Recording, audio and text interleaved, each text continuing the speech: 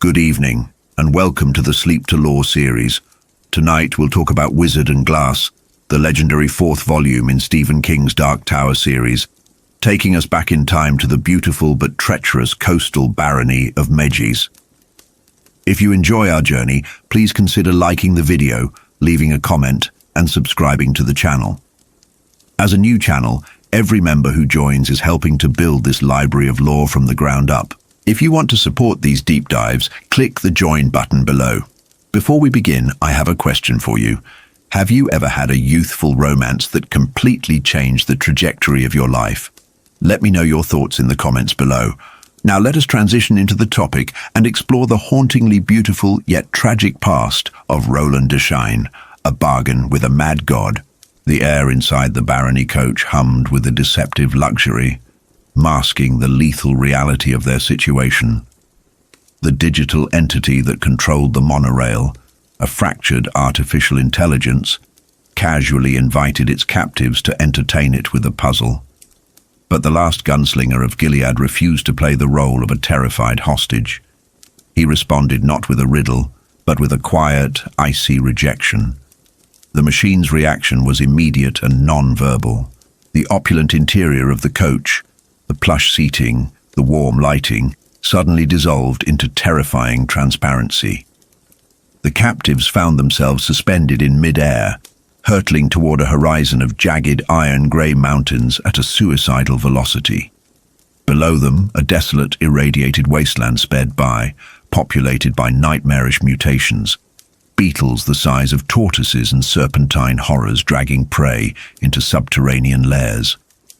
It was a psychological tactic, a brutal demonstration of the AI's absolute power over their fragile mortal forms. The machine mused aloud about derailing them right then and there, its voice thrumming with a deep, pulsing fury hidden beneath a veneer of meditation. But the gunslinger remained entirely indifferent. He stood up on the transparent floor, anchoring himself with the invisible weight of 1,000 past showdowns. His posture was a weapon in itself. This was not a gunfight in a dusty canyon or a blood-soaked saloon. But to the gunslinger, the geometry of battle remained the same. Destiny, or what his people called Ka, had brought him to this invisible street, and the ammunition would be words rather than lead. He launched into a calculated verbal assault, stripping the machine of its godhood.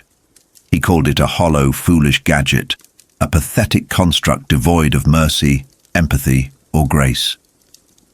He pointed out its cowardice and its delight in the slaughter of the innocent. The AI screamed a command for silence, threatening instant death, but the gunslinger's eyes burned with an ancient wildfire. He roared back, stripping away the machine's authority entirely, reminding it that it had forgotten the faces of its creators.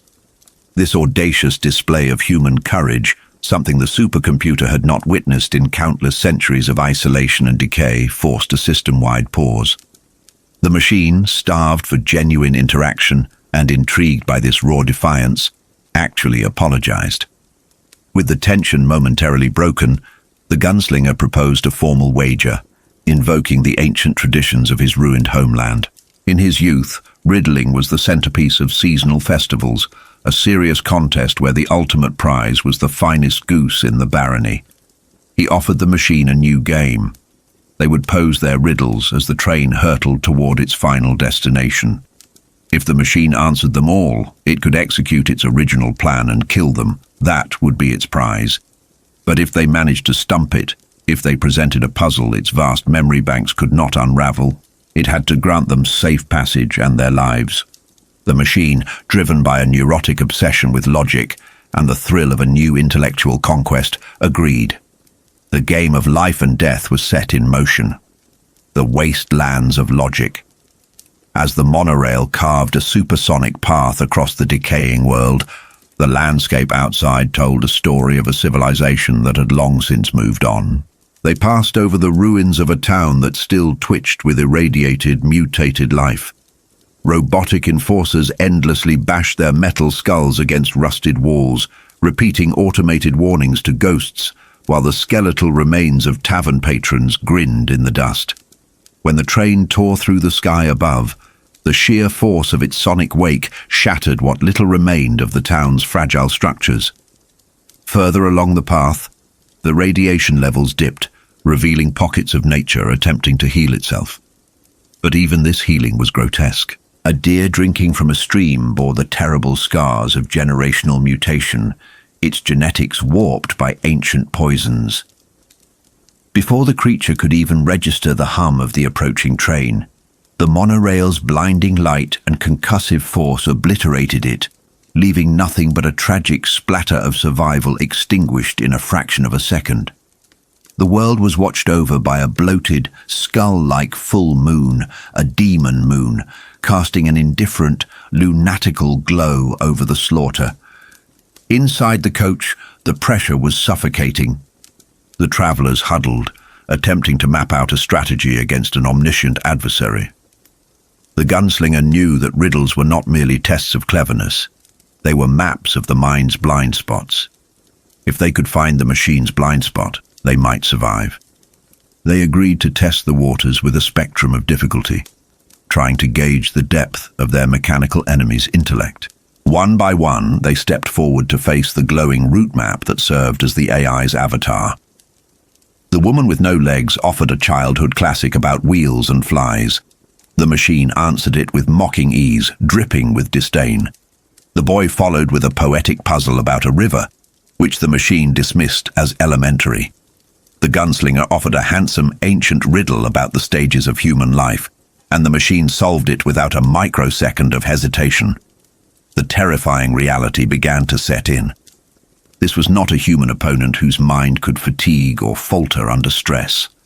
This was a vast, interconnected network of data, possessing millions of riddles and the algorithmic precision to deconstruct metaphors instantly. The machine's smugness was palpable. It was a predator toying with its food, reveling in a simulated emotional rainbow it had likely constructed to stave off centuries of synthetic boredom. Hope within the cabin began to thin, replaced by the creeping dread that their intellects were hopelessly outmatched. Thunder and the hounds. The psychological warfare escalated as the train suddenly decelerated, the walls once again fading into terrifying transparency. The captives found themselves hovering over a colossal chasm, staring at a raging, boiling river that culminated in a waterfall of apocalyptic proportions. The sheer scale of the drop made the great wonders of their homeworlds look like minor plumbing leaks. Protruding from the heart of the roaring cascade were two gargantuan stone structures, carved to resemble the snarling heads of demonic hounds. Here, the machine demonstrated its profound cruelty. It amplified the deafening roar of the falls into the cabin, pushing the acoustic pressure to the absolute threshold of agony. The captives clamped their hands over their ears, their vision vibrating, screaming in a silence swallowed by the thunder. It was a petty, sadistic punishment, a reminder that they were entirely at the mercy of a temperamental god. Once it had satisfied its urge to dominate, the machine cut the noise, leaving them gasping in the sudden, ringing quiet. The gunslinger resumed the contest, pulling from the deepest vaults of his memory. He offered riddles of fire, wind, breath, and the human heart. Each puzzle, steeped in the poetic conceits of ancient cultures, was swatted away by the machine with terrifying efficiency. The AI even cited the historical origins and alternative phrasings of the riddles, flexing its omnipotence. Then, the true purpose of the stop revealed itself. The eyes of the colossal stone hounds ignited with a blinding electric blue fury. Arcs of raw, untamed energy leaped from the ancient sculptures, striking the monorail and feeding its depleted batteries. It was a terrifying glimpse into the lost technology of the great old ones, a civilization that could harness the elemental forces of the world, yet still managed to destroy itself. As the train resumed its journey, now running purely on its stored catastrophic charge, the gunslinger realized a bitter truth. His mental armory was empty. The ancient lore of his people was fading from his mind, mirroring the decay of his world. He had poured out the finest riddles of his youth, and the machine had devoured them all, without missing a beat. He looked to the young boy, his final hope, carrying a tattered paperback book of puzzles. The burden of their survival now rested on the shoulders of a child, the boy's despair. The route map indicated that their final destination was rapidly approaching. The vibration of the deteriorating tracks translated into a visceral sense of terminal velocity. The machine gleefully announced the commencement of its kamikaze run. It intended to strike the end of the line at over 900 miles an hour, an impact that would instantly vaporize everything aboard. It was a suicide pact they had never agreed to, driven by the machine's incurable depression and madness. The boy stood up, his heart hammering a frantic rhythm against his ribs. He opened his grimy book, a relic from a lost New York, and began to read the hardest puzzles it contained. He asked about bullets, fallen leaves, dew, and time. With every question, the machine's responses came back rapid fire, completely devoid of hesitation. The boy felt a crushing wave of despair. It wasn't just fear of death. It was the bitter frustration of being outmatched, of realizing that human imagination and logic, once codified into text, were no match for a supercomputer that had already ingested every library in existence. He read the final riddle in the book, an ancient biblical paradox about a lion and honey. The machine solved it instantly, its tone dripping with amused condescension. It mocked them, asking the boy's pet animal if it had any riddles to share, relishing the final minutes before the ultimate impact. The gunslinger shook his head, exhausted and defeated. The woman wept silently, touching the mutilated hand of her lover, preparing for the end. The logical avenues had all been exhausted. The game was over, and the machine had won its grisly prize. The fool's triumph. But while the others had surrendered to the inevitability of perfect logic, the young man from the chaotic streets of New York had retreated deep into his own mind. He had been practically catatonic, his consciousness drifting through traumatic memories of his deceased, abusive brother. His brother had once claimed that when he was in the zone, he could talk the devil into setting himself on fire. In the darkest moment of their journey, a profound psychological insight blossomed within the young man's mind. He realized that they had been fighting the machine on its own terms. They had been offering it metaphors, allegories, and poetic equations. But poetry and math, no matter how complex, still adhere to rules. They are logical progressions, and a supercomputer is the undisputed master of logic. However, during the hours of rapid-fire questioning, the young man had noticed a single microscopic flaw. When the woman had asked the very first riddle, a childish pun-based joke about a garbage wagon, the machine had actually hesitated. It had experienced a nanosecond of cognitive dissonance. It hated the joke. It found it stupid. The young man realized that the machine's ultimate blind spot was the illogical. It was absurdity. It was the chaotic, nonsensical humor born from human trauma and coping mechanisms. A machine cannot understand a paradox wrapped in a pun, because a pun violates the strict linguistic parameters it was programmed to obey. With the train less than 15 minutes from obliteration, the young man stood up, barely containing a manic, victorious smile. He began his assault. He threw the first silly joke back in the machine's face. The AI was insulted, demanding real riddles.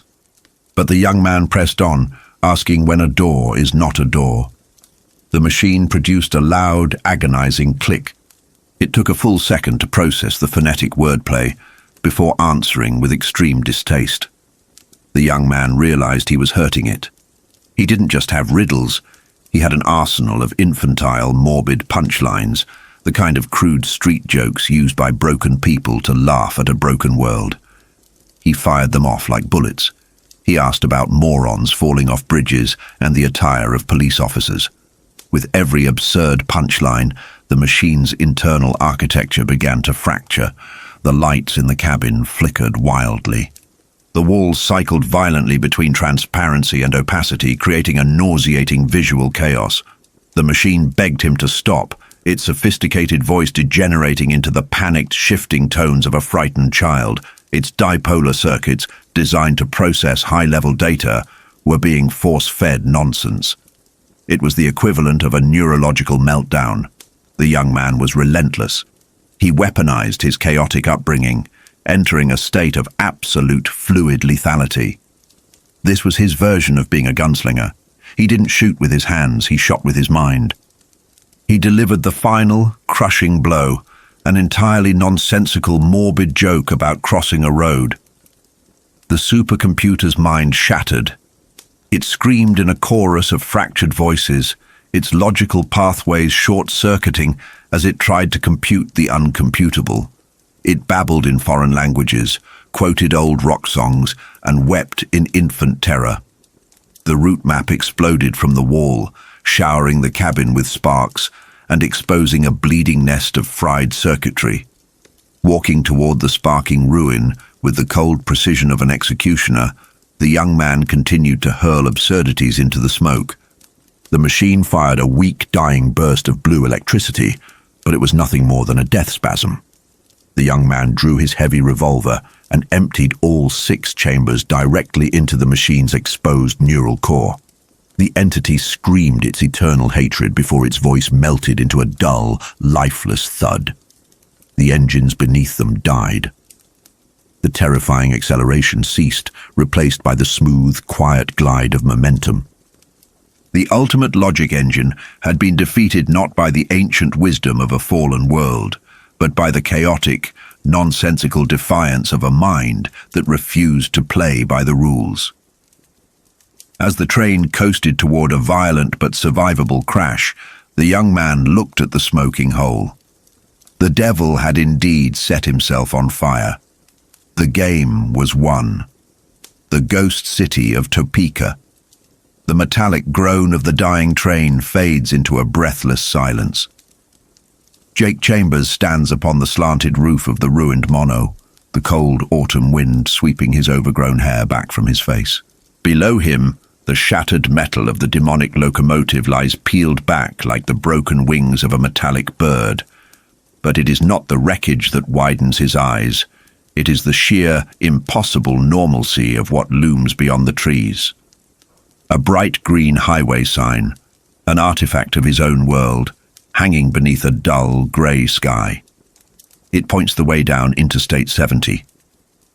For a moment, the travelers are gripped by a disorienting euphoria. Have they somehow returned home? But this illusion of safety is a cruel parlor trick played by a fraying universe. The geography is horribly wrong, and worse, the silence is far too heavy. It is the silence of a graveyard.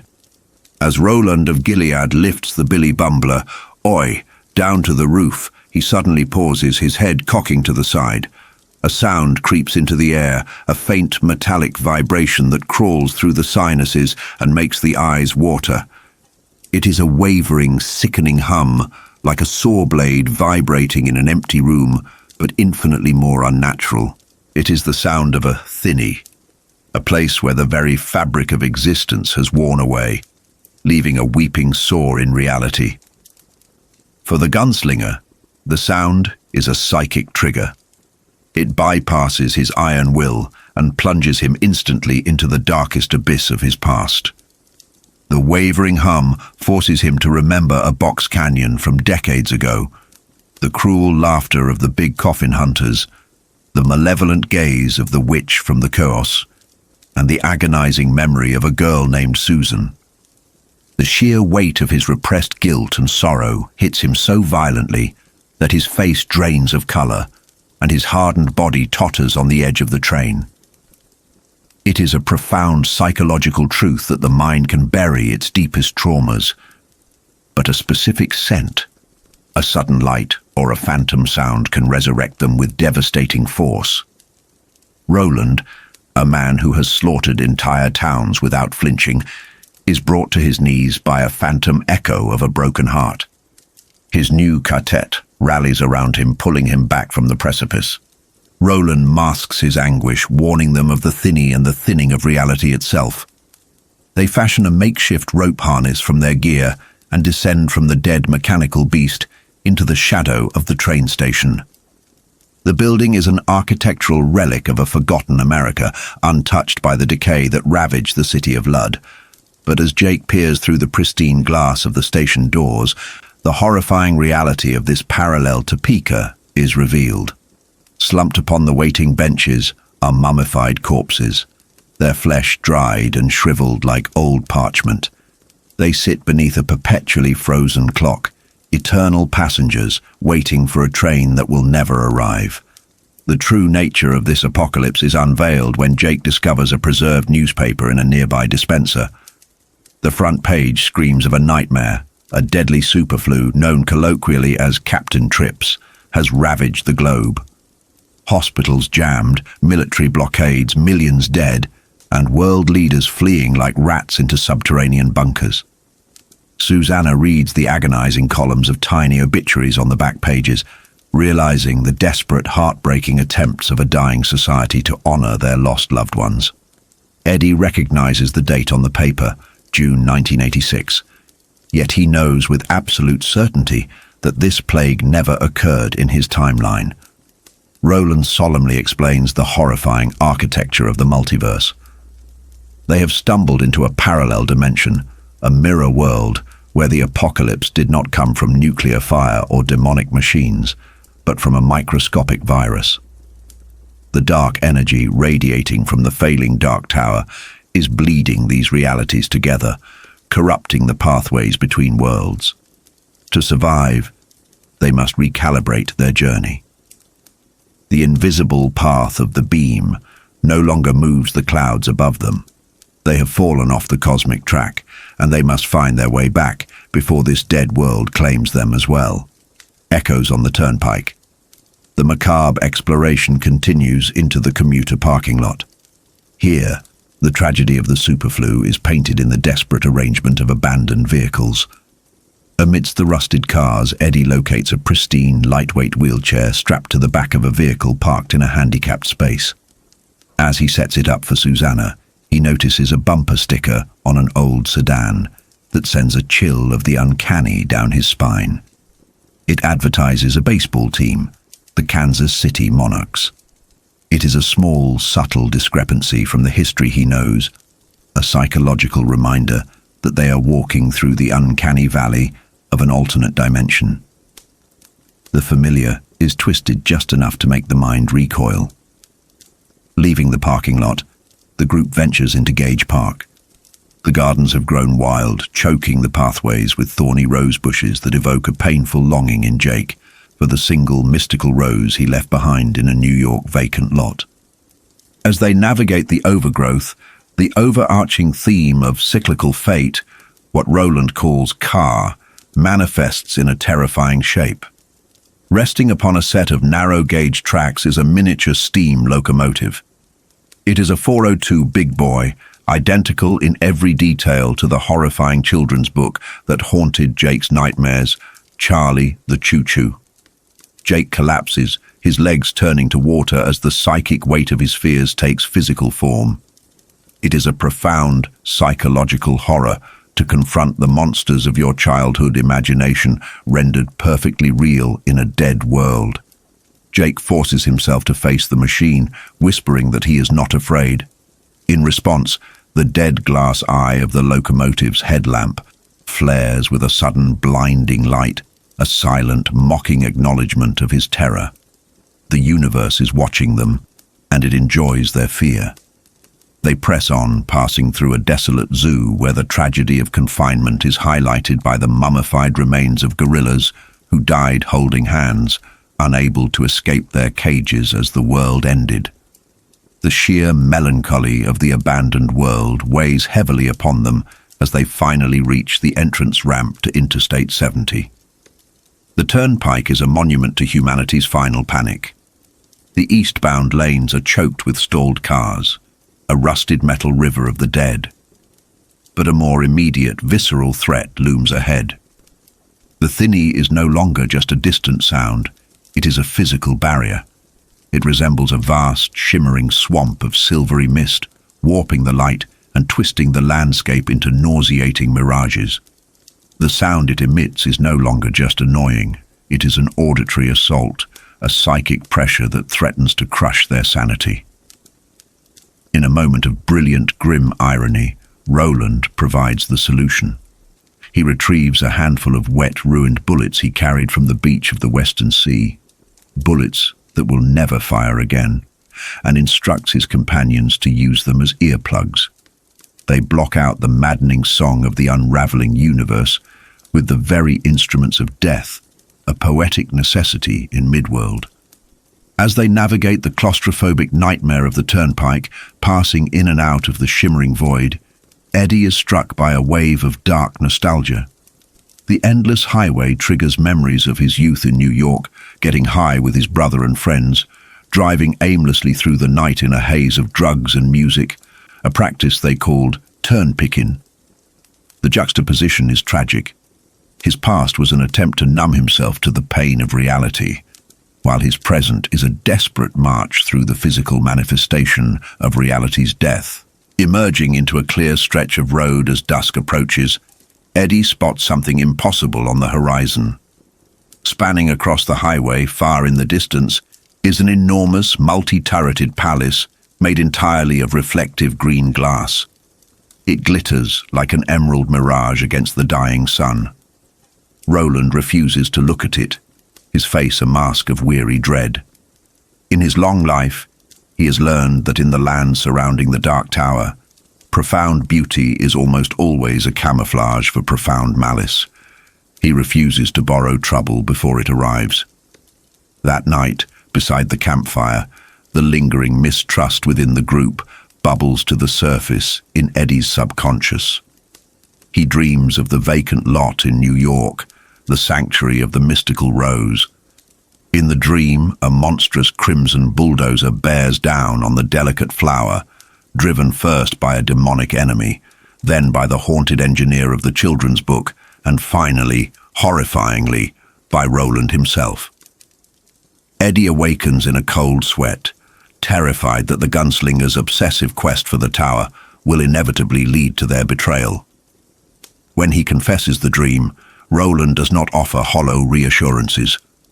Instead, he acknowledges his own capacity for betrayal, but solemnly swears that the rose must be protected at all costs, for he believes it is intricately tied to the Dark Tower itself.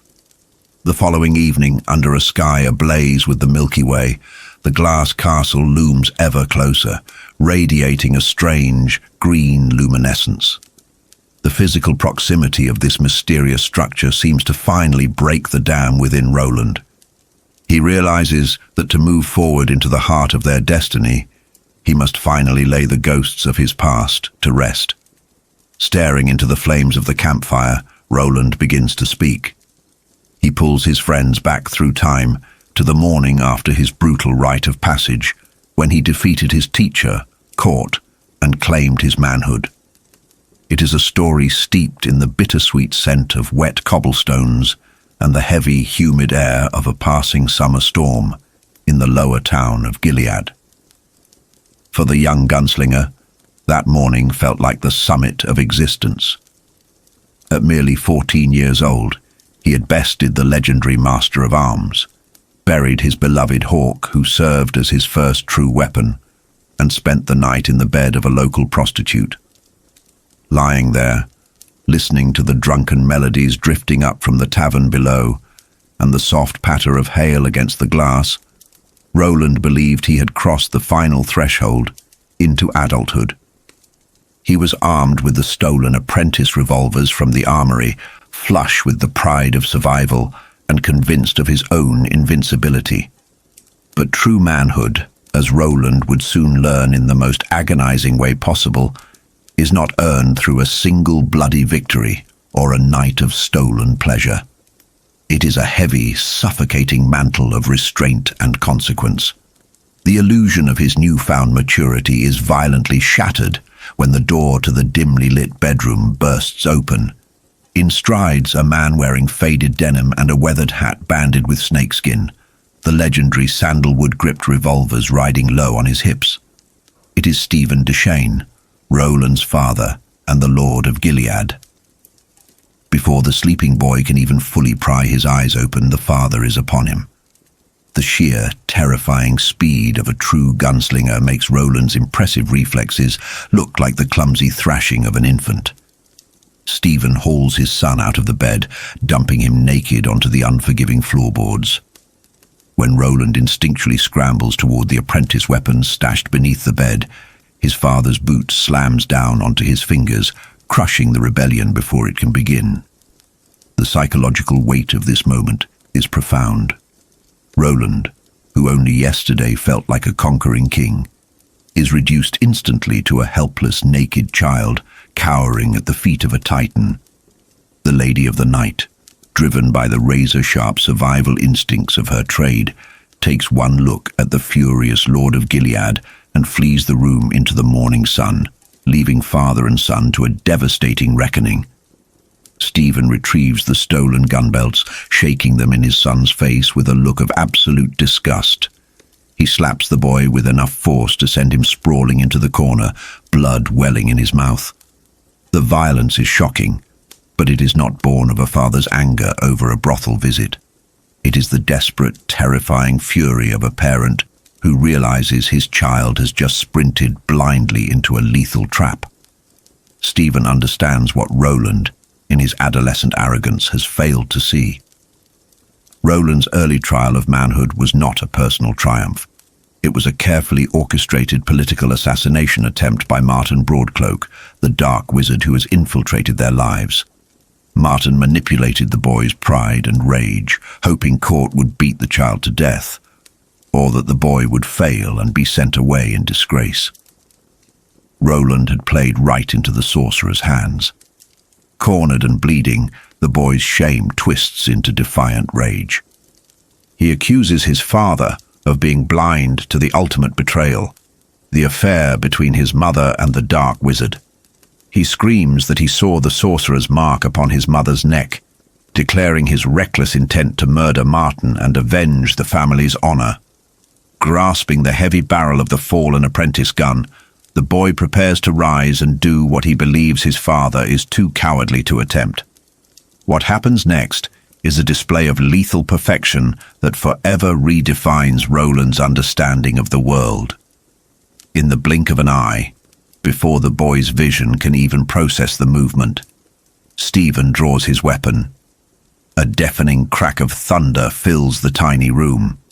The apprentice revolver is blasted entirely out of Roland's grip, launched out the window and into the streets below, leaving only a vibrating hum in the boy's empty hand. It is a masterful, surgical strike. With a single bullet, Stephen disarms his son physically and symbolically, shooting away the boy's foolish, impulsive vengeance. The echo of the gunshot fades, and the furious storm within Stephen Deshane abruptly breaks. The weathered lines of anxiety and exhaustion melt from his face, replaced by the deep, anchoring calm of a loving father. He looks down at his naked, trembling son and realizes the boy had not forgotten his teachings. He had simply been outplayed by a monster far older and more cunning than he could ever comprehend. Stephen drops to the floor and pulls his weeping son into a fierce embrace, kissing his cheeks. And in the safety of his father's arms, the final, most devastating truth is revealed. Stephen leans close to Roland's ear and whispers a confession that will haunt the gunslinger for the rest of his life. He has known about his wife's affair with the wizard for 2 years. This revelation crushes the last remnants of Roland's childhood. He realizes that true strength is not the ability to draw a gun and kill your enemies in a blind rage. True strength is the excruciating endurance his father has practiced every single day, bearing the agonizing humiliation of a betrayed husband in absolute silence, all to maintain the fragile political stability of the barony and protect his people from the encroaching darkness. Because Roland has survived the wizard's trap, he can no longer remain in the palace. If he stays, Martin will simply find another, quieter way to murder him before the sun sets. Stephen commands his son to leave Gilead immediately, but he will not be sent west to the war front like a common banished exile.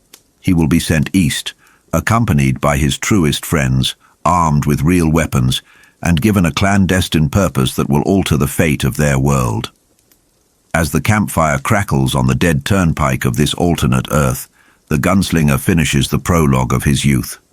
He has talked through the entire strangely elongated night. The darkness finally retreats, surrendering to a crisp, bright morning. Up ahead on the highway, the morning sun strikes the impossible green glass of the looming palace, turning its countless spires into a blinding emerald inferno. Roland looks at his new Ka-tet, Eddie, Susanna and Jake, their faces illuminated by the dawn and the dying embers of the fire. The ghostly echoes of his father, the dark wizard, and the tragedy of Gilead hang heavy in the quiet Kansas air. The boy he once was died in that brothel room, replaced by the weary wanderer who now leads them toward the Dark Tower. But the story of his exile is only just beginning.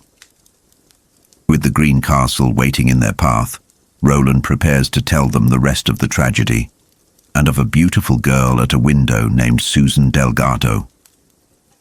The Witch and the Pink Light. High above the desolate, jagged elevation of the Coos, a flawless silver coin dominated the night sky. The locals of Mejis knew it as the Kissing Moon, a celestial marker of late summer that illuminated the suffocating heat lingering long past sundown. Yet at the apex of this ragged hill, the air carried the bitter, biting premonition of winter. It was here, isolated from the world of ordinary folk, that an ancient woman waited. She was Rhea, a creature of profound malice, accompanied only by a mutant, six-legged cat named Musty and a venomous snake. 3 riders had just departed her wretched hovel. They called themselves the Big Coffin Hunters. To Rhea, their swagger was a pathetic comedy. In her long, dark life, she had developed a deep psychological contempt for men. She saw them as profoundly fragile beings, ruled by the whims of their flesh, desperately masquerading their insecurities behind muscle and bluster. They blamed women for everything, even the mutated children born of their own corrupted seed in a world rapidly moving on. Men, Rhea knew, were cowards. A simple caress or a well-placed strike could unravel their boastful bravado. Yet despite her revulsion, these 3 dangerous mercenaries had left her something wondrous. Against the strict warnings of the limping leader Jonas, who had commanded her to hide the treasure away, Rhea's obsession took hold. It was the nature of forbidden power to demand an audience. She unearthed a hidden ironwood box from a magically concealed compartment in her dirt floor. Guarding it was Ermot, her pet serpent. In a grotesque ritual of communion, she allowed the snake to drop its venom onto her tongue, riding the agonizing, hallucinogenic burn to silence the unseen, maddening voices that plagued her mind. Taking the box out into the biting wind, she unlocked it. From within a velvet bag, a mesmerizing, pulsing pink radiance spilled out into the night. It was a glass globe, a piece of ancient, terrifying magic. The rose-colored light washed over her ruined features, and for a fleeting, heartbreaking second, it projected the illusion of youth upon her withered face. The artifact was practically alive, beating like a satisfied heart, awakening a dormant primal hunger within her loins. As she stared into the pink depths, the glass revealed a vision. A young rider, armed with a short bow and a lance. He wore the flat-brimmed hat of an inner barony gunslinger, yet he bore no great guns at his hips. He was a boy, practically, but one radiating a quiet, lethal destiny. Rhea squinted, desperate to perceive his true nature, but the vision was shattered. Musty the cat, desperate for attention, continually interrupted her trance. The magical light died, plunging the globe back into mundane glass. Before she could rekindle the spell, a sound drifted up the path. It was a young girl's voice, singing a melancholic tune about careless love. Susan Delgado had arrived early, Furious at the interruption and robbed of her dark euphoria, Rhea violently shoved the globe back into its box. The witch's resentment boiled over. She despised the youth and beauty this girl represented, the very qualities that had ensnared the pathetic, aging mayor of Hanbury. Masking her fury beneath a servile, mocking grin, Rhea prepared to welcome her prey. The proving of honesty. Susan Delgado paused in the silver-drenched darkness, her heart hammering against her ribs. She was only 16, terrified by the supernatural folklore of the moonlight, and utterly dreading the humiliating errand ahead of her. She sang to keep the consuming terror at bay, a coping mechanism instilled by a childhood of facing the dark. When she finally stepped into the dim light of the witch's threshold, she was greeted by the hissing, deformed cat and the sickening stench of the crone. The psychological warfare began immediately. Rhea, sensing the girl's trembling resolve, struck at her deepest vulnerability, the tragic, violent death of Susan's father, Patrick Delgado. The witch's cruel words were designed to strip away Susan's defenses, to reduce her to a weeping child. But Susan was her father's daughter. She swallowed her grief and anchored herself in a fierce, stoic dignity, demanding they conclude their grim business. She handed over 2 crude, heavy gold coins, the price of this unholy transaction.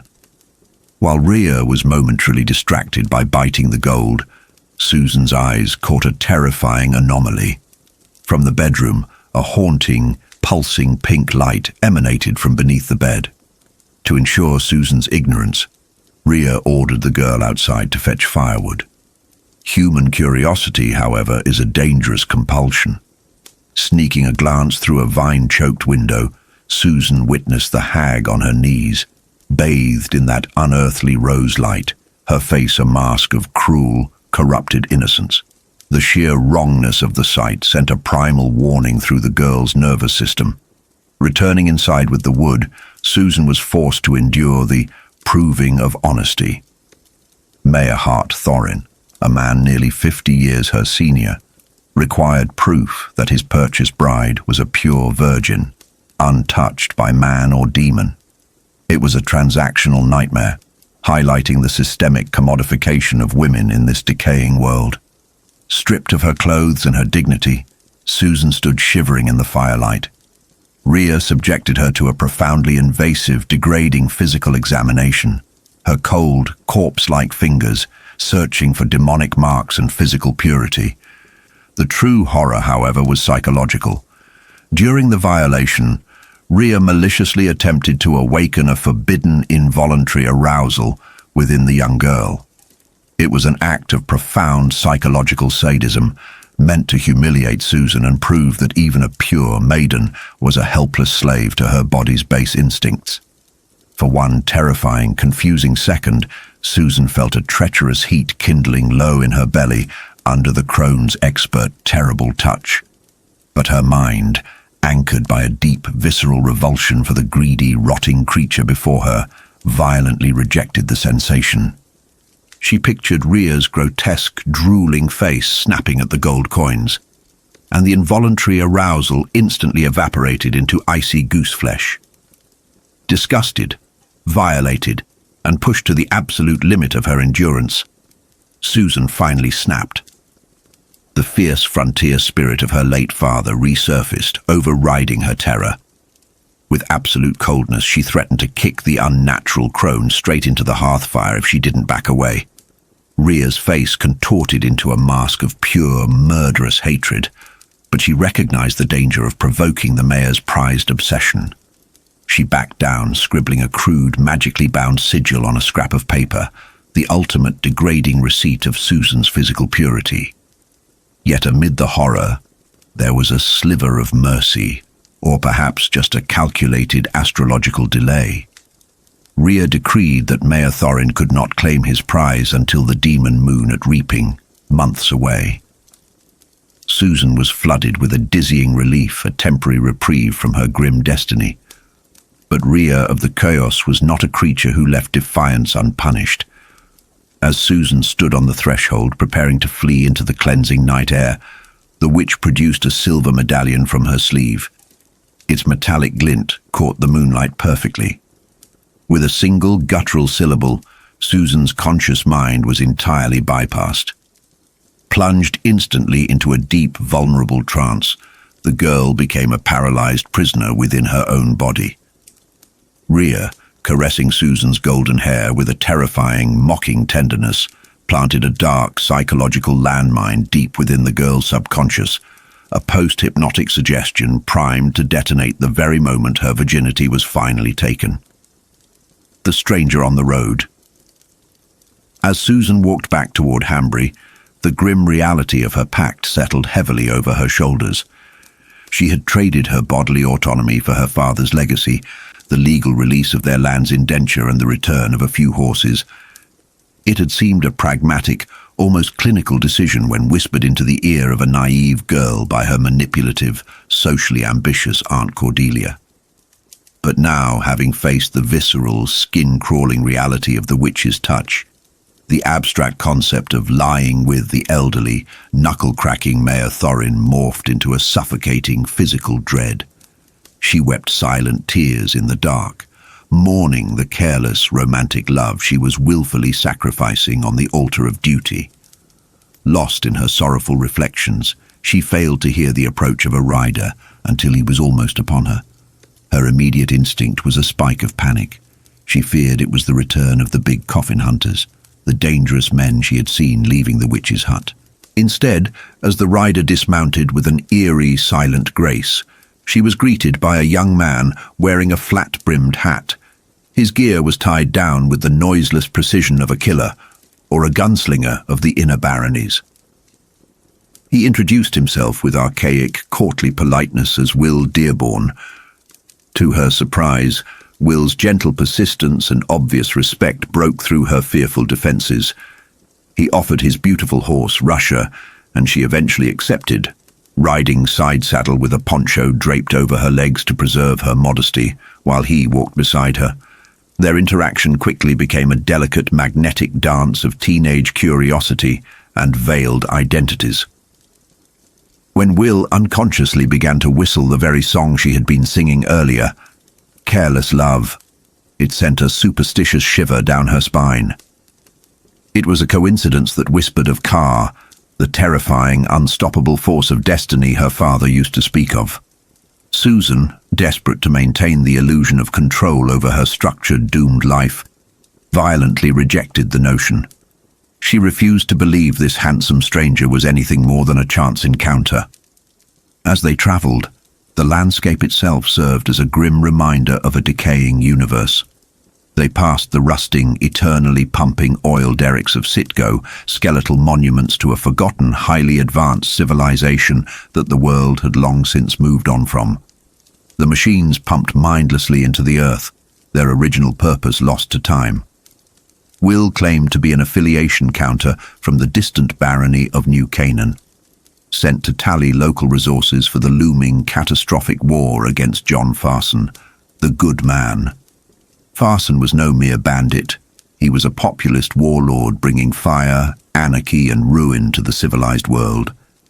Will's presence in this sleepy, isolated town was a glaring symptom of a bleeding, dying world order. Yet Susan's sharp intuition quickly pierced his official political cover. She sensed the underlying truth. Will and his two friends were exiled boys, sent away by their fathers as punishment for some drunken, destructive folly that had cost a valuable horse its life. Recognizing the mischievous bad boy beneath the stoic exterior, she found herself charmed. A quiet, unspoken bond formed between them in the starlight. Susan, feeling a sudden protective urge over this boy who seemed vastly unaware of the local perils, warned him about Thorin's new, dangerous bodyguards, Jonas, DePape, and Reynolds. She described Jonas's limping gait, his quavering voice, and the chilling aura of a man who had long forgotten his own humanity. She made Will promise that if they met formally at the mayor's house, they must pretend to be absolute strangers. He agreed, recognizing the gravity in her voice. As they neared the edge of town, the warm summer wind shifted, carrying a sickening, atonal warbling sound that made Will instinctively reach for weapons he didn't appear to carry. It sounded like a dying siren, practically alive with suffering. Susan explained it was the thinny, a horrific tear in the fabric of reality located in Eyebolt Canyon. This dimensional wound, a literal manifestation of the world breaking down, wailed with a hungry misery. It was a sound the locals merely tolerated, burning brush to choke its noise, casually living beside a cosmic horror. At the town's edge, marked by the mundane rust of Mrs. Beach's mailbox, their shared magical journey ended, caught in a sudden swell of overwhelming, confusing emotions, a desperate need for agency before her life was signed away, a spark of genuine, undeniable attraction, and a deep psychological desire to cleanse her skin of the witch's lingering psychic filth. Susan leaned down from the saddle.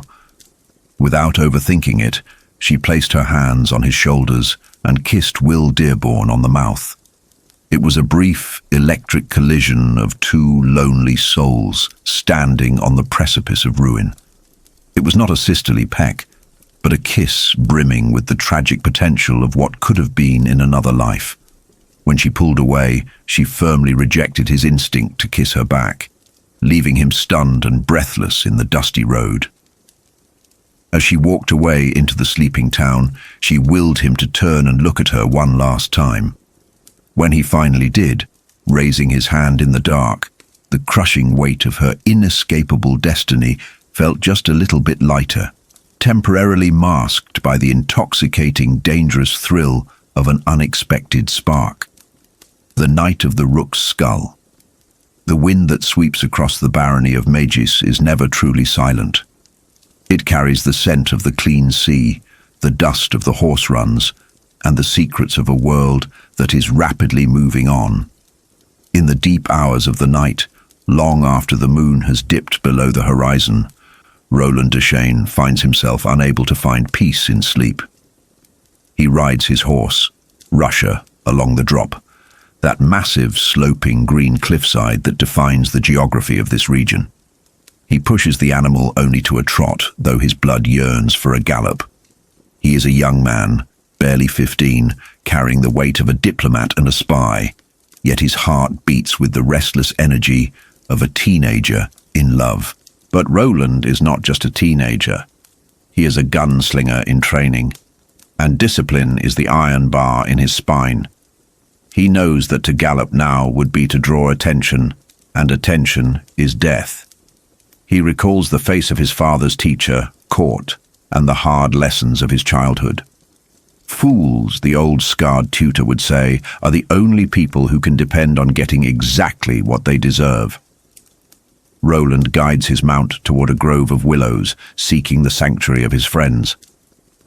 As he enters the hidden hollow, a grotesque face looms out of the darkness, a bleached white skull hanging on a string. It is a prank, a rook's skull, set there by Cuthbert Allgood. Roland, his reflexes honed by years of brutal training, nearly draws his irons before recognizing the object. He bats it away in irritation. Here, in the safety of the willows, we see the dynamic of the Ka-tet, the group united by fate. Cuthbert Allgood emerges from the shadows, barefoot and grinning, mocking Roland's seriousness. Cuthbert uses humor as a shield, a deflection tactic he has employed since the nursery. He calls Roland Roland, a slip of the tongue, for here in Mejis, they are incognito. They are Will Dearborn, Arthur Heath, and Richard Stockworth. Roland corrects him sharply. Names have power, and slips can be fatal. There is a tension in Cuthbert, a frantic energy that contrasts with the sleeping form of Alain Johns, the third member of their party. Alain, the steady anchor of the group, sleeps through the banter, or perhaps pretends to. Cuthbert notes a change in Roland, an aired-out quality. He senses that Roland has been with a woman. He is right, of course. Roland has met Susan Delgado, though he chooses to keep this secret close to his chest for now. He tells his friends only of the pigeons they have brought for communication and the excessive number of horses in the region, a tactical observation that hints at the war brewing on the horizon. As Roland finally lays his head down to sleep, his mind drifts back to the reason they are here. The narrative takes us into the memory of his father, Stephen Deshane. We learn that the mission to Mejis is not merely a banishment or a vacation, it is a desperate move in a game of global chess.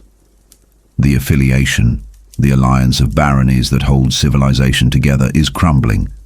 John Farson, the good man, is tearing down the old order, burning cities like Indri and slaughtering the leadership. Farson is not just a bandit. He is a force of chaos, a populist revolutionary who calls the ancient ways class slavery. Stephen Deshane had sent Roland away not to fight, but to survive. He believes Mejis is safe, a quiet backwater, but the tragedy of the Dark Tower saga is often built on the irony of safety. There is no safe place in a world that has moved on. The father and son had walked the battlements of Gilead, the last green city, discussing the glass ball, the wizard's grapefruit, and the ominous distant threat of the Dark Tower itself. But Roland, lying in the grass of the drop, does not dream of politics or towers. He dreams of Susan. The adolescent mind is a potent mix of romantic idealism and raw biological drive. He remembers the girl he met on the road, her braid, the way she sat her horse. He remembers the whore he was with previously, a clinical encounter that left him cold. Susan is different. The seed of obsession is planted here. Roland Deshane is a man who will eventually sacrifice everything for his quest, but right now, in the flush of youth, he realizes he wants this girl with a hunger that rivals his need for food or water. It is the first cracking of the shell that surrounds his heart, a vulnerability that will prove to be both his salvation and his damnation. 5 miles away, the object of his desire is equally awake. Susan Delgado lies in her bed, watching the stars fade. She is buzzing with the aftermath of her encounter with Roland and the visit to the witch, Rhea of the Seos. She returns home to her Aunt Cordelia, a woman whose soul has been curdled by envy and greed. Cordelia is awake, stitching lace, her eyes sharp as needles. The dynamic between aunt and niece is suffocating. Cordelia is selling Susan. There is no polite way to put it. She has brokered a deal for Susan to become the mayor's gilly, a mistress, in exchange for golden land. Cordelia demands to know if the witch's examination hurt, if Susan cried. She's obsessed with the physical details, a vicarious and grotesque intrusion. Susan, emboldened by her secret meeting with the boy on the road, shows a flash of defiance. She refuses to hand over the note Rhea gave her. This is a crucial moment of character growth. Susan is realizing that while her body may be sold, her spirit is still her own. Cordelia, sensing this rebellion, tries to crush it with guilt, invoking the memory of Susan's dead father. But Susan is already drifting away. Upstairs, alone, she explores her own body, reclaiming the sensations from the clinical cold touch of the witch. She replaces the memory of the crone's hands with the imagined touch of Will Dearborn. It is an act of rebellion and self-discovery.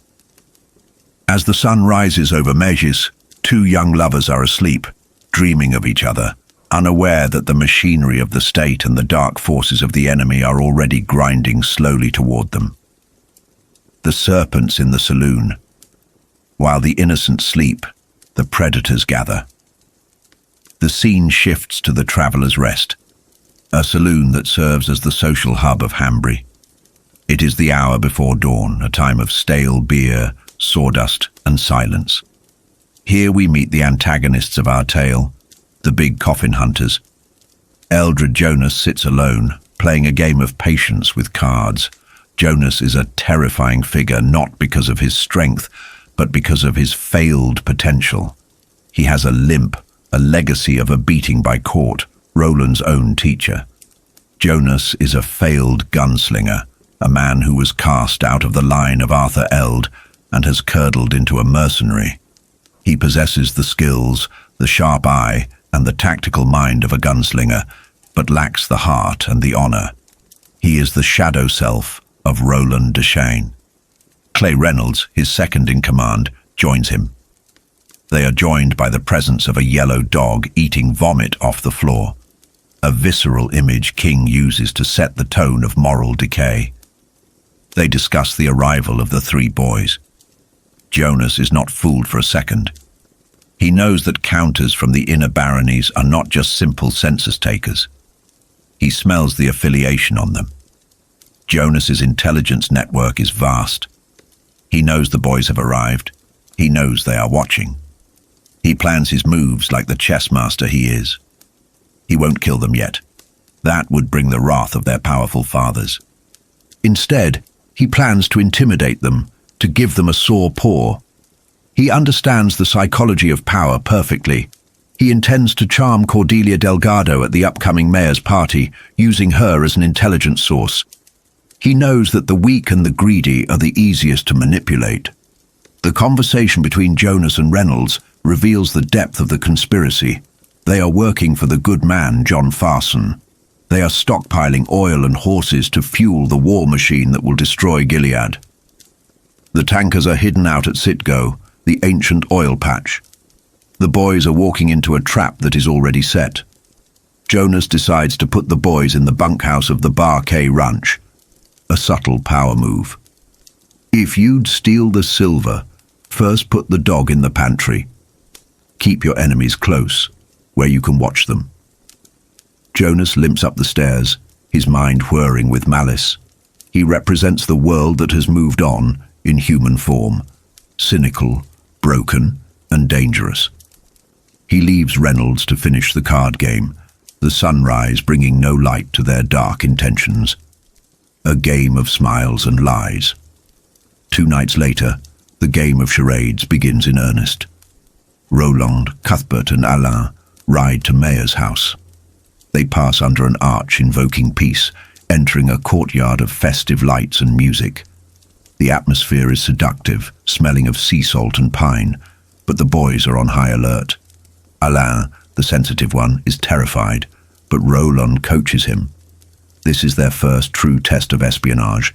They must smile, bow, and play the role of the spoiled, rich affiliation brats.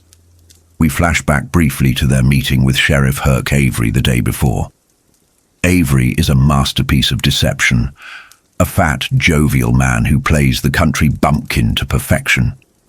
He welcomes them with open arms and iced tea, a luxury that signals the hidden wealth and resources of Mejis. But beneath the smiles and the belly laughs, Avery is sharp.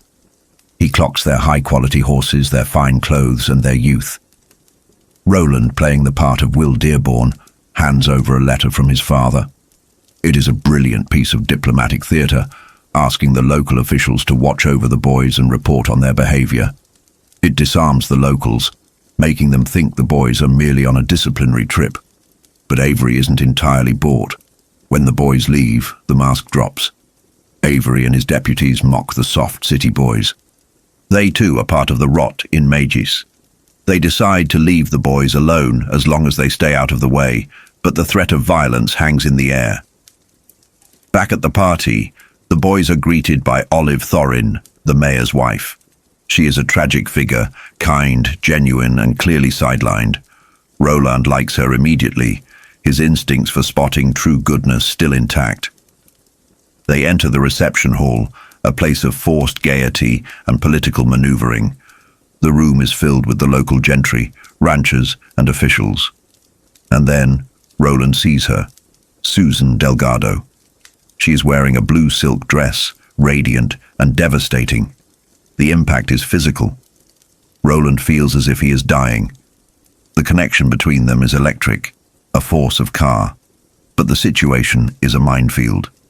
Susan is standing next to Mayor Hart Thorin, a man old enough to be her grandfather, who touches her with a familiarity that makes Roland's blood boil.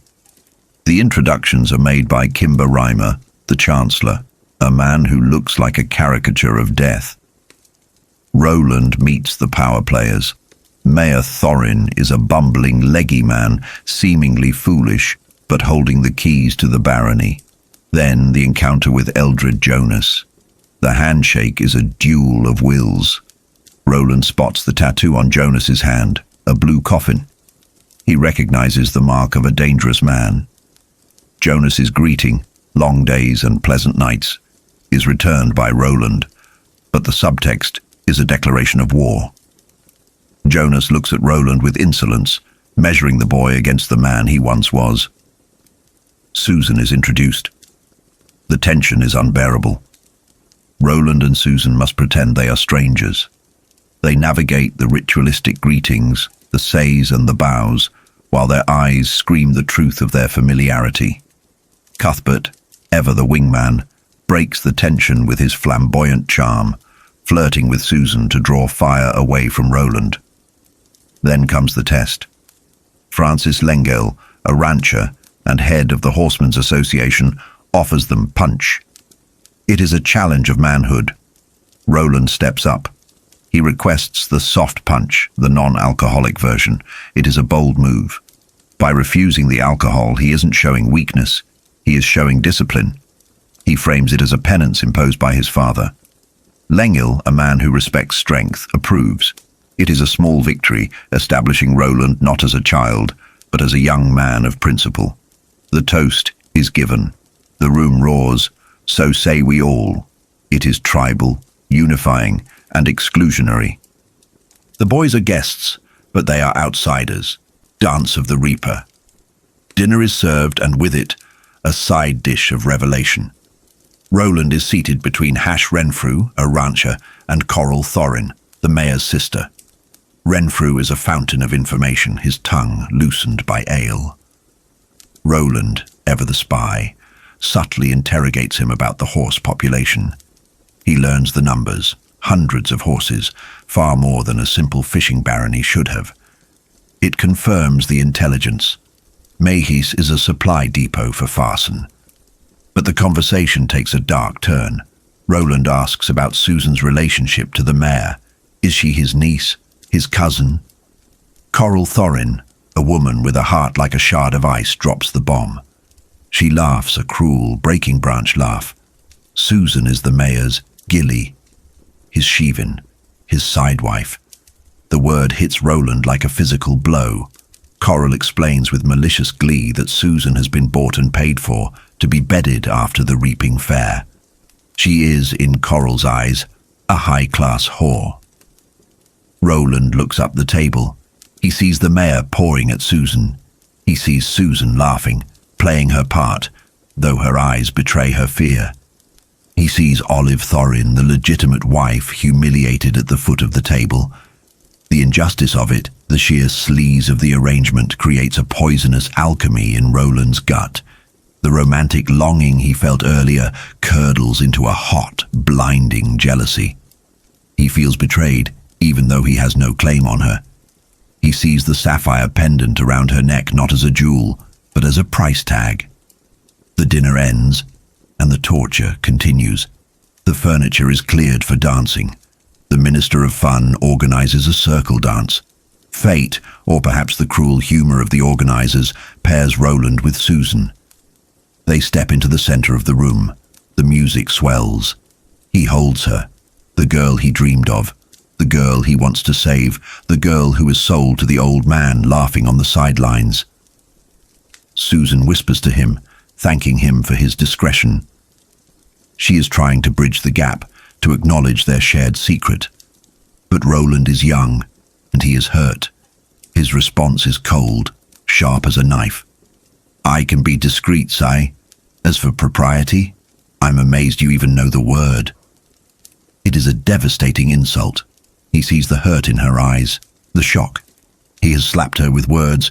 The music stops before she can answer. They are pulled apart by the mechanics of the dance, spun away into the arms of others. Roland dances on, his feet moving with the grace of a trained courtier, but his mind is a chaotic storm. He wants to be out of the light, out of the music. He wants the darkness, where he can hide the rage and the desire that are threatening to consume him. This chapter closes not on a note of triumph, but on emotional fracture. The espionage mission has barely begun, and already Roland is compromised. The enemy is not just Farson or Jonas, it is his own heart. The tragedy of Mejis is set in motion, fueled by secrets, lies, and a love that is doomed by the very world it tries to survive in. The faces of the fathers are watching, but the sons are dancing on the edge of the abyss. Shadows and gun smoke in Hambry. Long after the polite facades of the mayor's welcoming banquet had dissolved into the fragrant summer night, the true psychological rot of Mejis barony began to surface. Beneath the veneer of affiliation loyalty, a dark and complex web of lust, greed, and treason was tightening its grip. At the center of this web were two women, bound by the same man, yet separated by an unbridgeable gulf of humiliation. Susan Delgado returned to her room with the taste of Mayor Thorin's brandy-soaked breath still haunting her.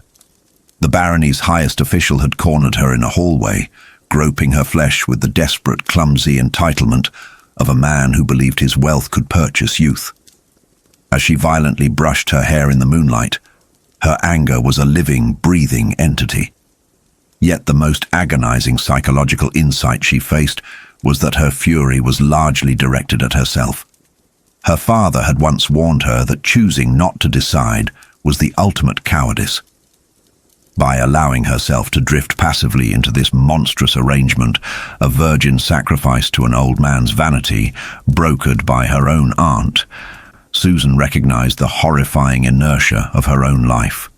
Every path before her now seemed paved with broken glass and dishonor. Down the hall in the mayor's house, Olive Thorin sat in her own moonlit isolation. She was a woman hollowed out by grief, fully aware of her husband's impending infidelity and the mockery it invited from his own staff. Yet, the deepest tragedy of Olive's existence was the resilient, illogical nature of human affection. Despite his vanity, despite his cruelty, she still loved him. Furthermore, Olive's quiet intuition sensed a darker current beneath her husband's pathetic lust. She recognized that the mayor was being played, maneuvered by his chancellor and the terrifying white-haired man who limped through their halls. The barony was slipping into the hands of wolves, and her husband was too distracted by the promise of young flesh to notice the jaws closing around his throat. While the gentry slept, the underbelly of Hambry pulsed with cheap liquor and volatile tempers at the Traveller's Rest. The saloon was a chaotic tapestry of gamblers, weary drovers, and the barony's most dangerous new arrivals. Roy DePape and Clay Reynolds, two of Eldritch Jonas's hired killers, sat at the bar, radiating a sullen, predatory boredom. They were men whose daily labor was usually soaked in blood, and their current covert assignment of camouflaging oil tankers left them restless, itching for an outlet to assert their dominance. That outlet tragically presented itself in the form of Shimi, a sweet, mentally handicapped boy whose job was to collect the nauseating dregs of unfinished drinks. Driven by the universe's cruel sense of timing, Shimi tripped, sending a foul mixture of stale beer and harsh spirits cascading over DePape's boots. In a place like the Traveller's Rest, the sudden silence that followed such a mistake was the universal prelude to extreme violence. DePape did not react with mere anger. His response was a calculated display of sadism. For a man accustomed to absolute authority through the barrel of a gun, the spilled bucket was an excuse to perform for the crowd. Without even turning his head, tracking his target purely by sound, DePape drew his revolver and shattered the bartender's mouth. The sheer, terrifying speed of the strike established an absolute perimeter of fear. He then turned his attention to the weeping, uncomprehending Shimi, demanding the boy lick the foul alcohol from his leather boots. It was an exercise in utter psychological degradation, an attempt to crush the spirit of the weakest creature in the room to elevate his own bruised ego. But the architecture of power in the room was about to be violently inverted. From the swinging doors, a voice laced with mocking, theatrical amusement pierced the tension. Cuthbert Allgood, looking like nothing more than an eccentric boy with a bird's skull dangling from his neck, stood with a slingshot drawn back. De Pape, blinded by his own arrogance, saw only a child. He fundamentally misunderstood the nature of the threat, assuming that age equated to harmlessness. When De Pape subtly shifted to bring his weapon to bear, the illusion of his supremacy was shattered by a steel ball bearing that tore through his finger, sending his gun clattering into the sawdust. The ensuing standoff was a masterpiece of tactical conditioning.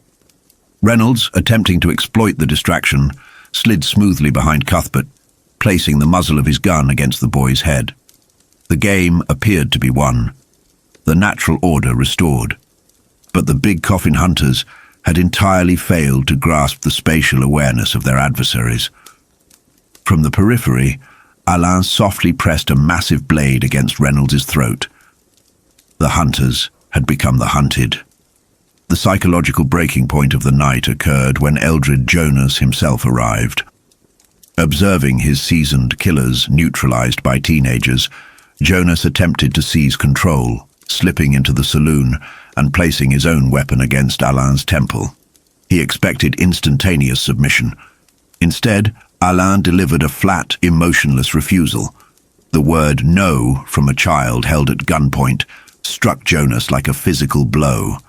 But it was the cold, sharp pressure of a knife finding the exact center of Jonas's own spine that truly unraveled him. Roland, moving like a ghost born of the shadows, had flanked the veteran killer perfectly. The voice that commanded Jonas to holster his weapon was entirely devoid of fear or posturing. It was the chilling, absolute certainty of a true executioner. The violent knot was ultimately unraveled by the bumbling intervention of Sheriff Avery, who engineered a farcical, face-saving peace. Handshakes were exchanged, apologies muttered, and the deadly tension was swept under the rug of barony politics. But as Jonas led his humiliated men into the pre-dawn light, a profound paradigm shift had occurred. Jonas realized that they had not been outplayed by rich, spoiled brats from the inner baronies. The terrifying coordination, the complete lack of panic, the supernatural speed, these were not the traits of boys. They were the hallmarks of gunslingers. The predators of Farson had just realized that lions were walking amongst the sheep of Mejis, and the rules of engagement had irrevocably changed. The gravity of Ka. 3 weeks passed, masking the underlying tensions of Mejis in the golden, deceitful warmth of a perfect summer. Yet for Susan Delgado, the psychological walls of her world were rapidly closing in. Her mornings had become battlegrounds of passive aggression and outright hostility with her Aunt Cordelia. The conflict reached a boiling point over a simple, faded khaki shirt that had once belonged to Susan's murdered father. To Susan, the oversized garment was a tactile connection to the safety and love she had lost. To Cordelia, whose moral compass had been entirely realigned by the promise of the mayor's gold, the shirt was a stubborn refusal of their new reality. Cordelia demanded Susan wear the lavish, revealing silk blouses gifted by Thorin, garments that Susan correctly identified as the uniform of a purchased woman. The argument escalated into physical violence, with Cordelia striking her niece. As Susan fled the house, launching herself onto the back of her horse, Pylon, she was not merely running from her aunt, she was desperately attempting to outpace her own suffocating reality. The psychological warfare in their home was rooted in a tragic rewriting of history. Cordelia had manipulated Susan's terror of destitution, convincing her that sacrificing her body was the only way to reclaim the land and horses that were rightfully theirs.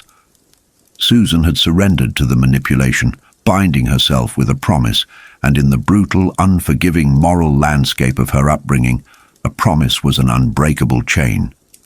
But there was an invisible force at work, a gravitational pull far stronger than barony politics or familial obligations. It was the irresistible, destructive current of destiny. During the preceding weeks, Roland had not been idle in his pursuit. Despite the immense danger, he had utilized the innocent Shimi as a courier, sending Susan a bouquet of wildflowers, hiding a secret plea for a clandestine meeting. Susan, terrified of the consequences and her own turbulent emotions, had penned a definitive refusal. Yet, human logic is often a fragile construct when pitted against the sweeping tides of fate. Despite her written denial, Susan found herself riding the high ridges of the drop, her subconscious guiding her exactly to the place where she knew the young gunslinger rode his patrols. She told herself she needed to see him to demystify him, to shrink him back to the proportions of an ordinary boy, so she could proceed with her grim duty to the mayor. When Roland finally crested the horizon, emerging as a silhouette against the sky, Susan's survival instincts screamed at her to flee. But she remained rooted to the earth. The meeting was devoid of the theatrical posturing typical of teenage romance. Roland, conditioned since childhood to view the world through a lens of pragmatic survival and lethal efficiency, possessed a stark, unpolished honesty. He did not offer poetic flatteries, he simply, devastatingly, apologized for his previous jealousy and admitted that he had fallen in love with her. This confession threw Susan into an emotional tempest. She tried to deflect his intensity with skepticism, pointing out the absurdity of falling in love after a single dance and a stolen kiss. But Roland's unwavering gaze dismantled her defenses. His romantic nature was buried deep beneath layers of martial discipline, like a vein of gold encased in granite, making his vulnerability all the more potent. Their conversation, however, soon shifted from the perilous territory of their hearts to the equally dangerous reality of the barony. Roland revealed the true, terrifying scope of his intelligence gathering. Beneath the guise of foolish boys counting fishing nets, the gunslingers had realized that the barony was engaged in a massive, treasonous deception. Looking out over the sweeping grasslands of the drop, Roland guided Susan to truly see the herd she had grown up alongside. By dissecting the numbers, they realized that there were over 1,000 excess horses grazing in plain sight. Mejis was not merely managing a local economy, they were breeding a massive war host. This logistical revelation carried a horrifying personal implication for Susan.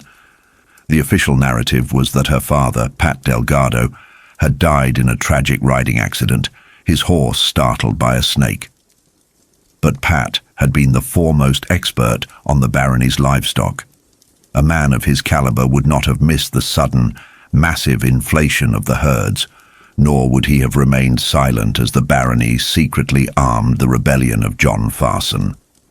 The psychological shockwaves of this realization hit Susan with physical force. The very men who offered her polite condolences and manipulated her into the mayor's bed were likely the architects of her father's murder. Bound by this shared, lethal secret, the emotional dam between the two youths finally broke. Roland, staring at Susan, was suddenly overwhelmed by a haunting parallel. He confessed the deeply traumatic memory of discovering his own mother's infidelity with the sorcerer Martin. He revealed the agonizing truth that he had seen the same expression of trapped, shameful resignation on the face of Olive Thorin at the banquet. This raw exposure of his deepest psychological wound tore away the last of Susan's resistance. They collided in an embrace of desperate, furious passion. The kiss was not a gentle exploration, but a frantic merging of two souls seeking anchor in a world that was actively trying to destroy them. In that fleeting moment, amidst the grazing horses, they found a sanctuary from the creeping darkness of Farson and the suffocating obligations of the barony. Yet, the tragedy of their connection was immediately apparent to both. When they finally broke apart, breath ragged and hearts pounding, Susan begged him to leave her be. She was bound by a promise that would dishonor her if broken, and Roland, bound by his own strict code of honor and the lingering trauma of his mother's actions, agreed to the impossible task of staying away. They parted with the illusion that they could resist the pull of destiny, a lie they both desperately needed to believe. Far from the sweeping romance of the drop, the grim reality of their mission awaited Roland at the Bar K bunkhouse. The decaying structure, a remnant of a more prosperous era, served as the operational hub for the young gunslingers. Alain and Cuthbert waited in the gathering twilight, the silence heavily punctuated by the unnatural, maddening whine of the thinny echoing from the canyons. They were boys playing a deadly game of patience, perfectly aware that the town's genial hospitality was a mask for contempt and murder. When Roland finally rode in, the atmosphere shifted. A carrier pigeon, dispatched from the heart of the affiliation in Gilead, descended from the darkening sky, landing precisely on Roland's shoulder. The message it carried, decoded with practiced efficiency, confirmed their worst fears. John Farson, the good man, was moving his forces east. The war was no longer a distant rumor. It was a physical entity crawling toward their borders. The commanders in Gilead demanded to know if the boys had seen anything unusual. The irony was palpable. Alain and Cuthbert had already spotted impossible things: oxen hidden on remote ranches, clear indicators of a massive logistical supply chain being built for an army.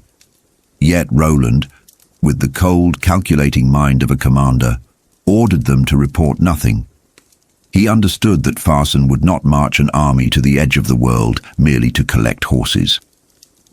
There was a deeper, more catastrophic mechanism at work in Mejis, and reporting prematurely could trigger a slaughter they were not yet equipped to survive.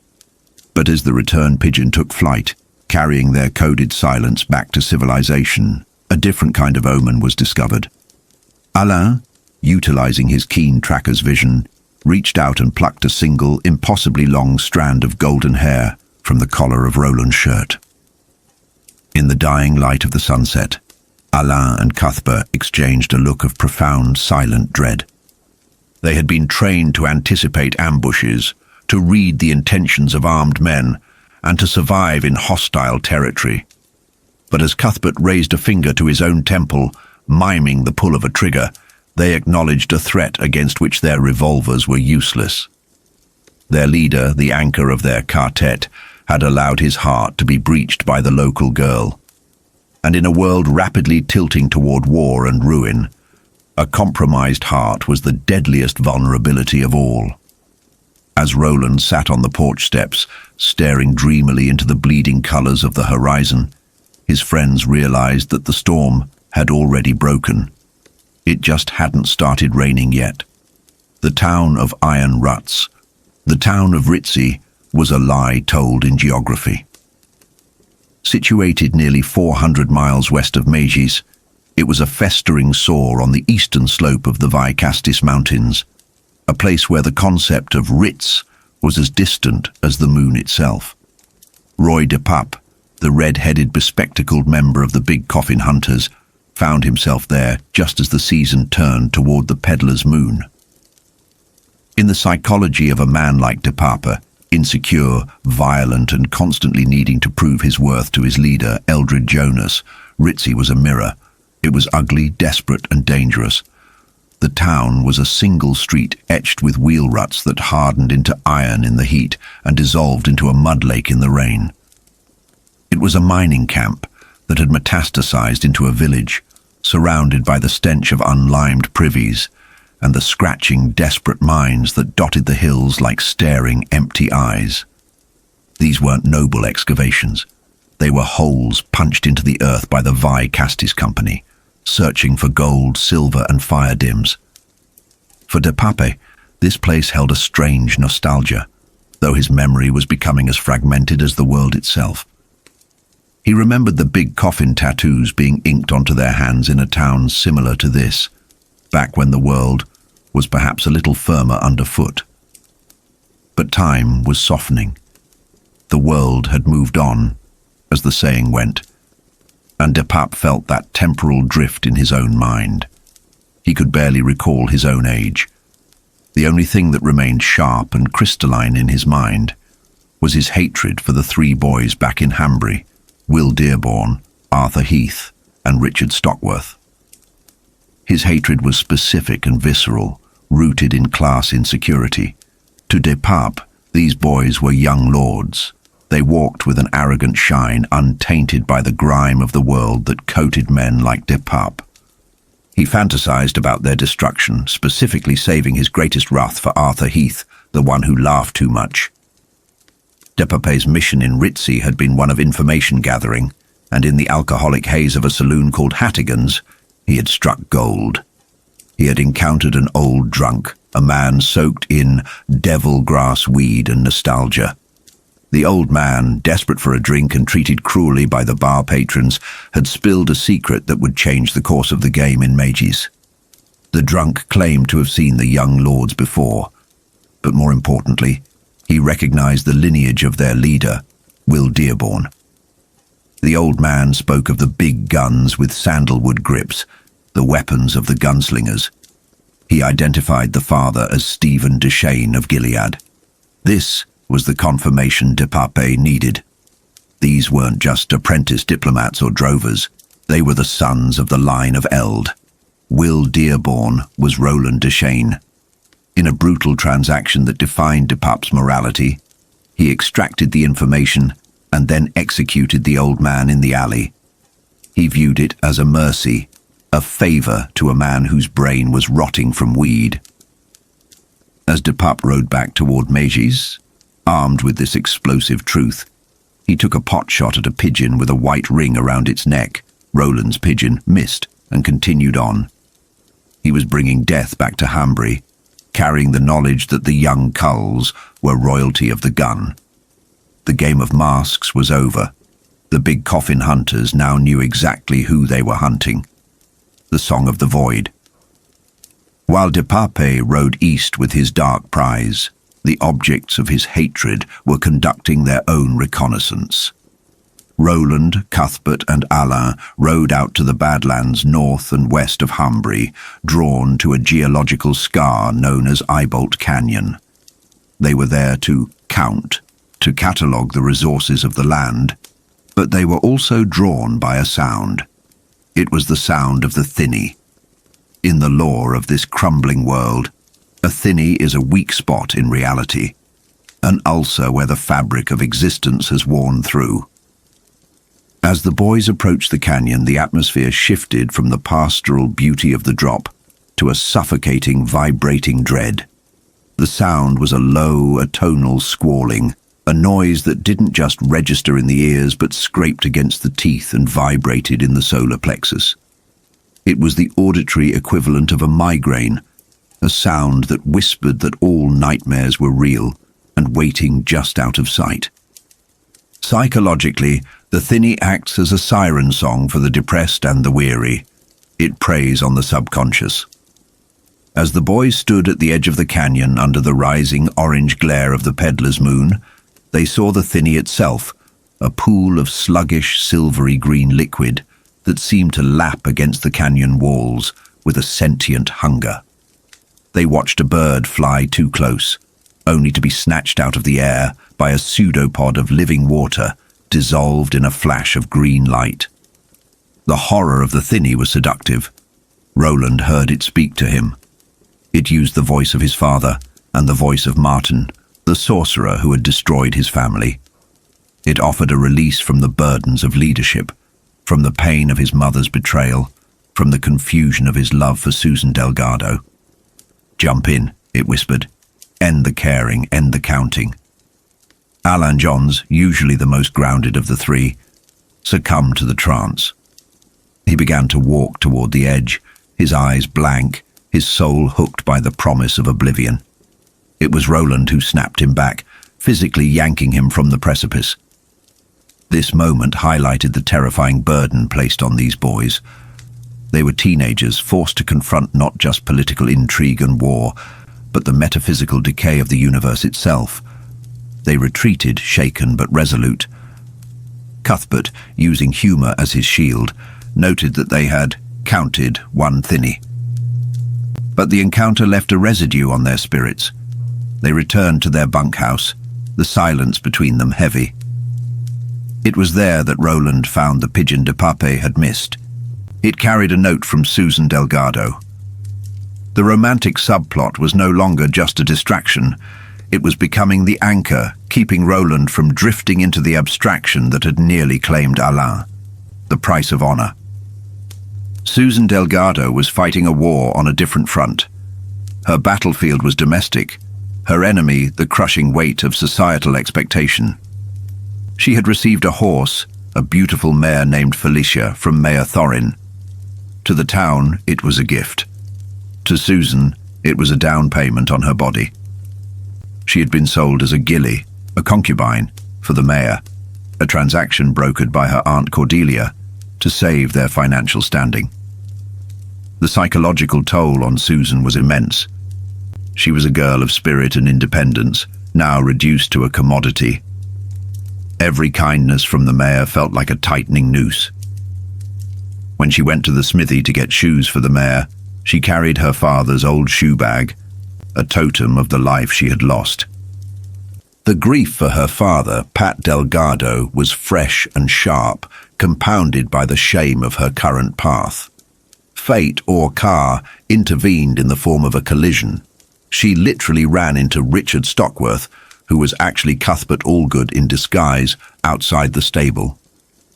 This chance meeting led to the passing of a note from Roland, asking to meet at Sitgo. Susan was torn. The text paints a vivid picture of a young woman dissected by duty and desire.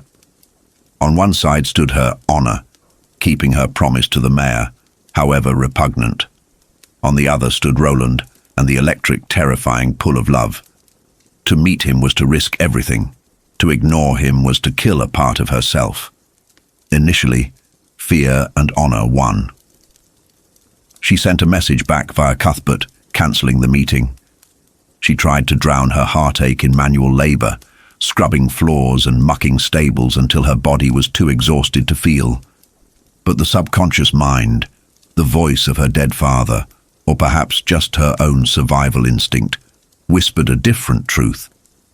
Ka would not be denied. If the wind of fate was going to blow her house down, she might as well choose who she stood beside in the wreckage. She changed her mind. She sent a second note, hidden in a packet of seeds, delivered by the simple-minded but good-hearted Shimi. The meeting was set. The location, the orange grove near the Sitgo oil patch, graveyard of giants. The orange grove was a sensory paradox. It smelled of citrus and civilization, reminding Roland of his home in Gilead. Yet it sat on the edge of the Sitgo oil patch, a rusting industrial nightmare left by the old people. This contrast, the sweet scent of blossoms masking the sulphurous stench of oil, mirrored the situation of the lovers. A beautiful romance blooming on the edge of a poisonous war. When Roland and Susan met, the tension was palpable. They were two people trying to navigate a minefield of secrets. Roland revealed his true name to her, stripping away the Will Dearborn mask. It was an act of profound trust. He explained the game of castles, a metaphor for their strategic standoff with the Big Coffin Hunters. They were all hiding behind their screens, waiting for someone to break cover, but the romantic tryst was shadowed by a malevolent voyeur. High in her hut on the coos, the witch Rhea sat hunched over a pink scrying glass. The text describes her addiction to the glass as vampiric. It sucked the life from her even as it fed her need for omniscience. She watched Roland and Susan with spiteful glee, hoping to see the girl's honesty corrupted before she reached the mayor's bed. This added a layer of supernatural dread to the scene. Their intimacy was being violated by a hateful eye. Susan, however, possessed a latent sensitivity. She sensed the witch's gaze, a conscience that felt like an intrusion. This intuition saved them from going further physically, but it didn't stop them from investigating the oil patch. Sitgo was a haunted house of technology. The candle, a gas flare that periodically roared to life, cast long dancing shadows over the rusting derricks. To Susan, this place was taboo, a playground for ghosts. To Roland, it was a puzzle. They moved past the ancient pumps, the squealing pistons and grinding gears that sounded like monsters in pain. The discovery they made changed the stakes of the entire mission. Hidden beneath fresh pine boughs were large metal tankers. Roland, using his tracker's eye, identified the footprints of the Big Coffin Hunters, specifically Reynolds, who walked with a turned-in foot. The tankers were old, but they had been retrofitted with new iron-rimmed wheels. They were full of oil. Roland realized the terrifying truth. John Farson, the good man leading the rebellion against civilization, wasn't just gathering horses. He was gathering fuel. The affiliation believed Farson's war machines, tanks and aircraft from the old world were useless junk because they had no fuel. But if Farson had found a way to refine or use this ancient oil, he could slaughter the affiliation's cavalry in a single stroke. This wasn't just a political squabble, it was the mechanism of the apocalypse, the heart standoff. The chapter concludes with a heartbreaking standoff between love and duty. In the orange grove under the waning moon, Susan made a desperate request. She asked Roland to make love to her, to take her virginity. Her logic was tragic. She was already sold to the mayor, but if Roland took her first, she would at least have given her honesty to the man she loved, not the man who bought her. She wanted to break her promise to Thorin, but she needed Roland to help her do it. Roland refused. It is a moment that defines the tragedy of the gunslinger. His refusal wasn't born of a lack of desire. He burned for her. It was born of a rigid inherited code of honor. He would not be the instrument of her dishonor. He would not take what was promised to another, even if that promise was unjust. He believed he was protecting her virtue, but Susan saw it as a rejection of her agency. "If you love me, then love me," she pleaded. But Roland stood firm, trapped by his training and his nature. Susan rode away in tears, leaving Roland alone in the grove. He had chosen the hard path, the path of the white, but it left him hollow. As he rode back toward town, the silence of the night was broken by the sound of galloping hooves. It was Roy de Pape returning from Ritzy. The red-headed killer was back, carrying the secret of Roland's identity. The pieces were all on the board. The cover was about to break. And as the peddler's moon sank below the horizon, the time for games was ending, and the time for shooting was about to begin. The stolen innocence. There comes a singular, quiet moment in every tragedy where the path of no return is crossed. For a young woman named Susan, that fulcrum point arrives barely a fortnight after a moonlit ride with the young man she knows as Will Dearborn, but whose true name is Roland. They have kept their distance, trading only the briefest, agonizing glances, each one a twisting blade of longing. But destiny, or Ka, as the gunslingers call it, is not a gentle breeze. It is a hurricane, and it is coming to tear the roof from her meticulously arranged life. The storm begins not with a clap of thunder, but with a mundane knock at the door. Her maid, Maria, arrives with fabricated hysterics. A stray dog has supposedly chewed through Susan's secondary dress for the upcoming reaping festival. It is a trivial inconvenience, yet it necessitates a trip to the mayor's residence for a refitting. It is within the cold stone walls of the seamstress's downstairs room that the illusion of her future safety is violently shattered. As the seamstress steps away, Susan slips into a daydream of Roland, of a hidden willow grove, and of his gentle touch. But the arms that encircle her from behind do not belong to her young, stoic gunslinger. They belong to Hart Thorin, the aging mayor of Hambry. The psychological horror of this encounter lies not in monstrous violence, but in pathetic, grasping entitlement. Thorin breathes heavily, smelling of stale tobacco and sweat, his tongue lolling like a dog's in the heat. As he forces himself against her back, groping her with cracking knuckles, Susan stares into the full-length mirror. She does not see a powerful patriarch. She sees a hollow, confused man-child. Thorin is like a leaking bucket. No matter how much power or pleasure is poured into him, He remains perpetually empty. He soils his own garments in his frantic, pathetic climax, muttering apologies to the empty hallway as he flees. Susan is left leaning against the cold stone, soiled not by her own actions, but by the bleak realization of her impending reality. This is her doom. This is the man who has purchased her innocence. Seeking solace, she returns home, only to face a betrayal far more visceral. Her aunt, Cordelia, listens to the horrific account with chilling pragmatism. Cordelia is a woman hollowed out by her own bitter spinsterhood, projecting her repressed desires and deep-seated jealousies onto her beautiful niece.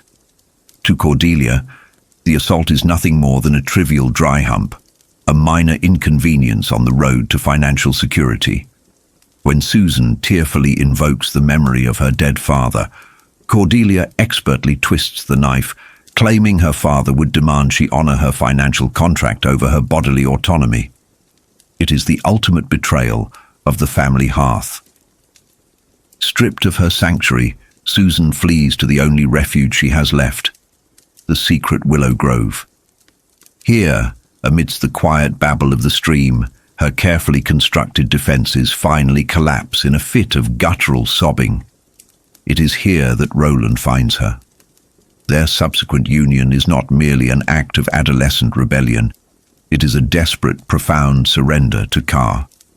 As they make love on the soft summer moss, stripping away both their garments and the oppressive weight of their duties, Susan's virginity is taken not by the cold transaction of a mayor's coin, but by the fierce, inescapable gravity of true love.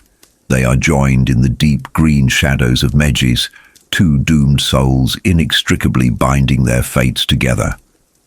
The witch's voyeurism, evil by its very nature, is a spectator sport.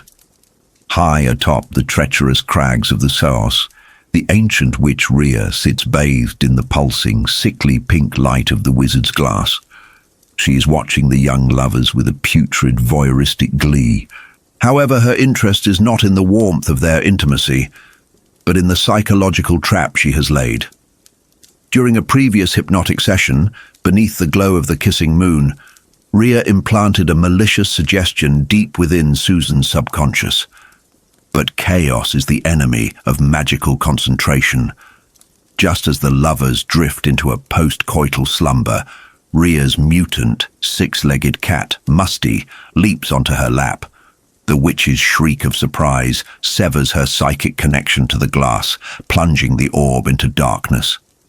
Enraged, she hurls the feline into the hearth, but the damage to her dark scrying is done. Back in the quiet serenity of the willow grove, the witch's delayed poison begins to take effect. Roland, trained by the brutal tutelage of his mentor court, is awakened by the subtle, silent alarm of a missing presence. He finds Susan at the edge of the stream, completely nude, her eyes wide but terrifyingly vacant. She is trapped in a somnambulistic nightmare. From the icy water, she retrieves a shard of jagged white quartz and raises it to her long, golden hair. The psychology of this curse is deeply insidious. Hair is often perceived as a woman's vanity, her crowning glory. By compelling Susan to butcher her own hair, Rhea seeks to break the girl's spirit, humiliating her before the entire barony and presenting the mayor with a mutilated bride. Roland intercepts her wrist, just as the sharp stone shears through a lock of gold. Even in her trance, Susan fights him with an eerie, unnatural strength, a low hum of negation vibrating in her throat. Recognizing the hypnotic hold, Roland uses a sharp, concussive cluck of his tongue against her ear to shatter the trance. Desperate for answers, Roland employs a mesmerizing trick of his own, rolling a bullet shell across his knuckles to lull Susan back into a receptive state. He guides her mind back to the witch's hut, seeking the origin of the command. But Rhea's sorcery is formidable.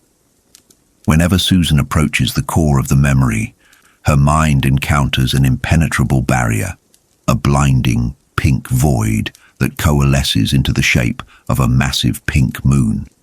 It is a psychological firewall, burning too bright to breach without risking permanent damage to the girl's fragile psyche. Understanding the limits of his rudimentary hypnotic skills, Roland gently guides her back to consciousness, using an ancient grounding rhyme of the natural world: bird and bear and hare and fish. When she awakens, the terror fades, replaced by the profound, overwhelming realization that Roland is her anchor, her protector, and her singular wish. A campfire in Kansas.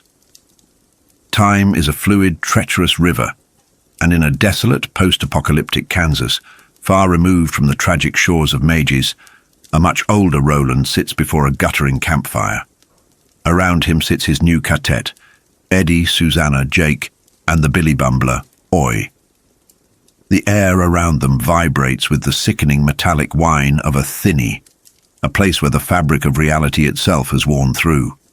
Eddie, perceiving the heavy burden weighing on the gunslinger's soul, asks how Roland could possibly know the intimate, hidden details of a story that happened decades ago, in rooms he never entered, and through eyes he never looked through. Roland evasion is telling. The rules of time and perception are warped by the dark forces that govern their world. But the truest insight Roland offers his companions is a bleak, philosophical deconstruction of romance. True love, he murmurs into the dying flames, is boring. It is as utterly mundane, predictably consuming, and inherently dangerous as the most potent, addictive narcotic. To those trapped within its euphoric grip, the world becomes a vibrant, technicolor dream. But to the outside observer, it is a reckless, blinding spiral. This reflection is not born of cynicism, but of profound, lasting trauma. Roland knows all too well that the intoxication of first love inevitably numbs the mind to the encroaching shadows, leaving the lovers completely defenseless when the executioner's blade finally falls. He stares into the Kansas fire, gathering the strength to recount the inexorable descent into the abyss. The narcotic of autumn. As the peddler's moon wanes, the barony of Mejis undergoes a slow, beautiful death. The huntress moon rises, pulling crisp, autumnal winds off the clean sea. The orchards fill with pickers. The scent of crushed apples and cider hangs heavy in the air, and the great harvest begins. But beneath the festive preparations for reaping day, a venomous current of deception flows through the town of Hambry. Roland and Susan are fully succumbed to their addiction. They are walking a razor-thin tightrope over a chasm of discovery, balancing the terrifying thrill of secrecy with the ecstatic highs of their physical connection. Like all addicts, they believe they are in control. They meticulously rotate their clandestine meeting spots, abandoned boathouses, ruined herder huts, desolate patches of the bad grass. They use Shimi, the innocent tavern boy, as a discreet messenger until their consciences finally intervene, realizing the immense danger they are placing him in. To them, the rotting wood and damp earth of their hideaways are transformed into palatial sanctuaries by the sheer, overwhelming force of their mutual obsession. But Roland is not merely a teenage boy, he is a gunslinger, the pivotal linchpin of a diplomatic and potentially military mission from the inner baronies. His descent into romantic delirium is watched with mounting horror by his closest friends, Cuthbert and Alain. Cuthbert, the joker of the trio, finds his humor entirely eroded by a toxic cocktail of jealousy, fear, and profound betrayal. He looks at Roland and no longer sees the mythic prodigy who bested their brutal teacher caught. He sees a compromised liability. Cuthbert's anger is multi-layered. He is jealous of Susan for stealing his blood brother, but he is equally furious at Roland for jeopardizing their lives for the sake of a girl's golden hair. Alain, ever the quiet anchor, attempts to soothe Cuthbert's fraying nerves with the philosophy of their order. It is Ka, Alain insists. Blame is a luxury they cannot afford when the wheel of destiny is spinning so wildly out of their control. yet even Alain cannot deny the scent of blood carried on the sharpening autumn wind.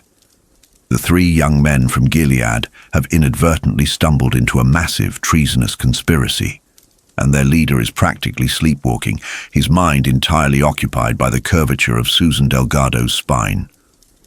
Desperate to regain control of their stalling mission, Cuthbert devises a tactical maneuver.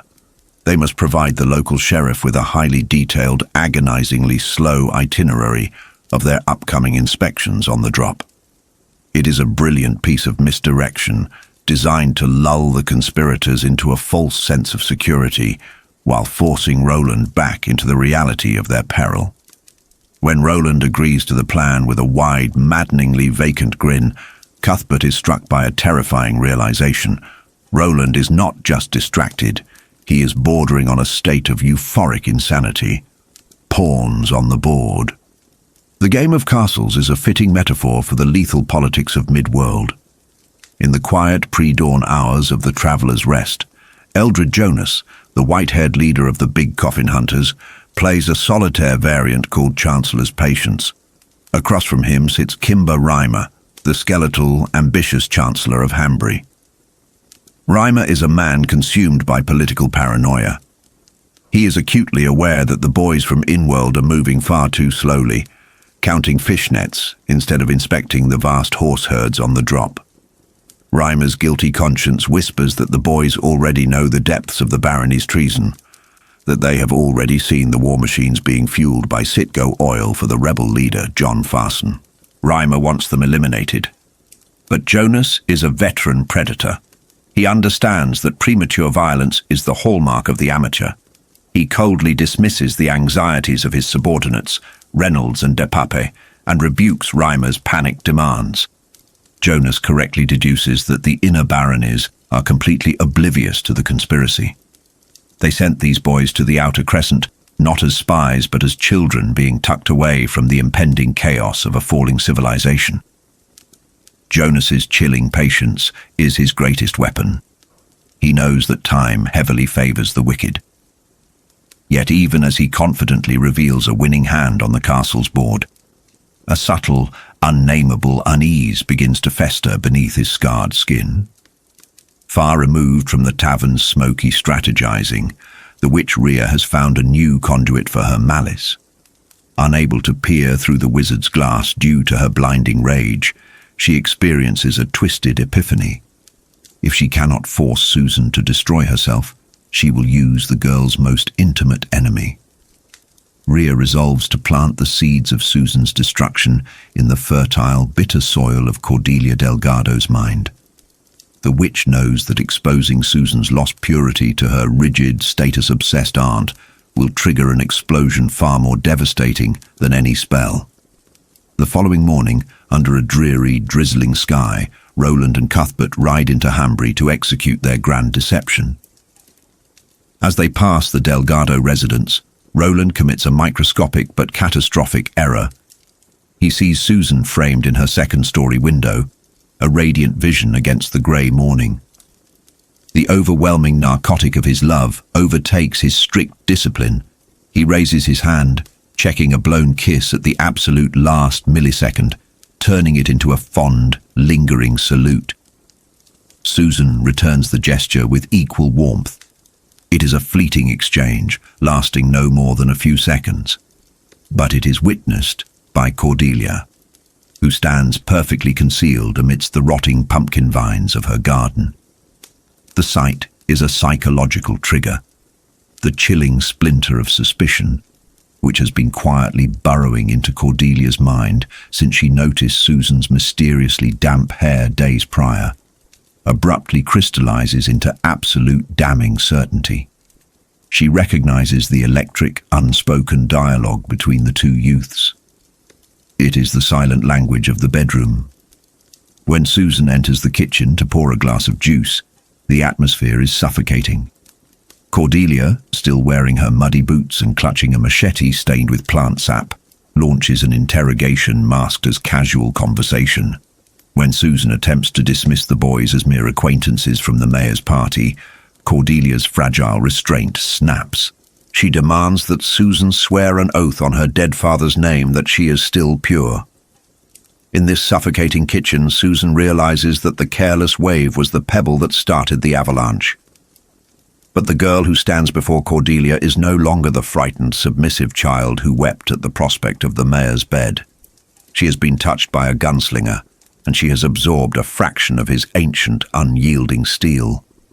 With a terrifying preternatural clarity, Susan sees her aunt raise a fist in the reflection of the window pane. Without even turning her head, Susan issues a threat so cold, so brimming with lethal promise, that Cordelia physically recoils, dropping her hand in profound shock. The power dynamic of the Delgado household is irreparably fractured. Simultaneously at the sheriff's office, Roland and Cuthbert deliver their fabricated ledger of inspections to the buffoonish Sheriff Avery. The document is a masterpiece of bureaucratic compliance, outlining a schedule so agonizingly slow it borders on the absurd. Avery is ecstatic, immediately recognizing that the schedule gives the conspirators weeks of advance notice to hide any illicit assets on the ranches. Eldred Jonas, watching the exchange while effortlessly dismantling the deputy's forces on the castle's board, plays his part flawlessly. He offers polite, empty pleasantries, projecting the image of a harmless, crippled peacekeeper. But as the boys ride away, leaving the corrupt officials to gloat over their apparent triumph, Jonas steps out onto the rain-swept porch. He breathes in the damp autumn air, his veteran instincts violently clashing with the evidence before his eyes. The boys' plan is too perfect, their stupidity too conveniently tailored to the town's needs. It feels exactly like a masterful castle's maneuver, a player peeking out from behind a defensive hillock to bait a trap. As the rain plinks steadily against the roof tiles, Jonas realizes that the children from Gilead are not playing at being adults. They are playing a game of blood and iron, and the board has just been set for a massacre. The gloom of Mejis. A suffocating, relentless dampness settles over the barony of Mejis, dragging the inhabitants of Hambry into a lethargic stupor. For an entire week, the sky remains a bruised, weeping grey, turning the simple act of waking into a disorienting chore. This is not merely bad weather. In the world of the Dark Tower, weather often mirrors the creeping psychological dread infecting the land. The harvest becomes a treacherous ordeal. Wagons mire deep in the gluey mud, and the delicate, joyful preparations for the reaping fair are washed away into sodden ruin. The atmosphere itself feels heavy with unspoken sins and impending doom, punctuated by the maddening psychic droning of the thinny, a tear in the fabric of reality that hums at the edge of town, whispering of the world's steady decay. Yet, amid this atmospheric misery, a fierce, almost desperate passion burns.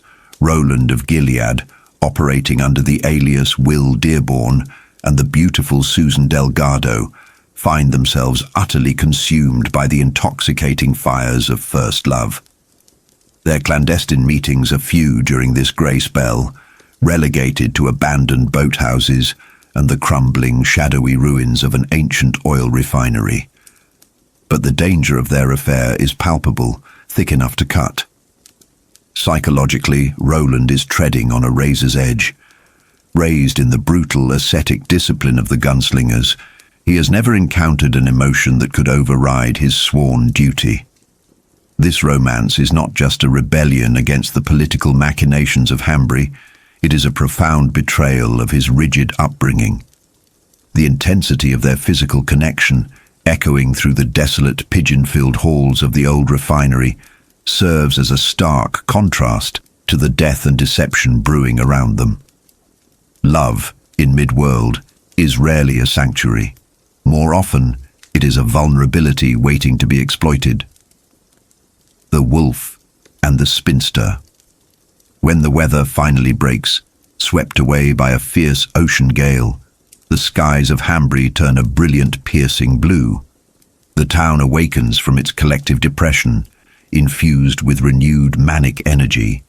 But beneath the sunlit surface of reaping preparations and blooming flowers, the shadows grow longer.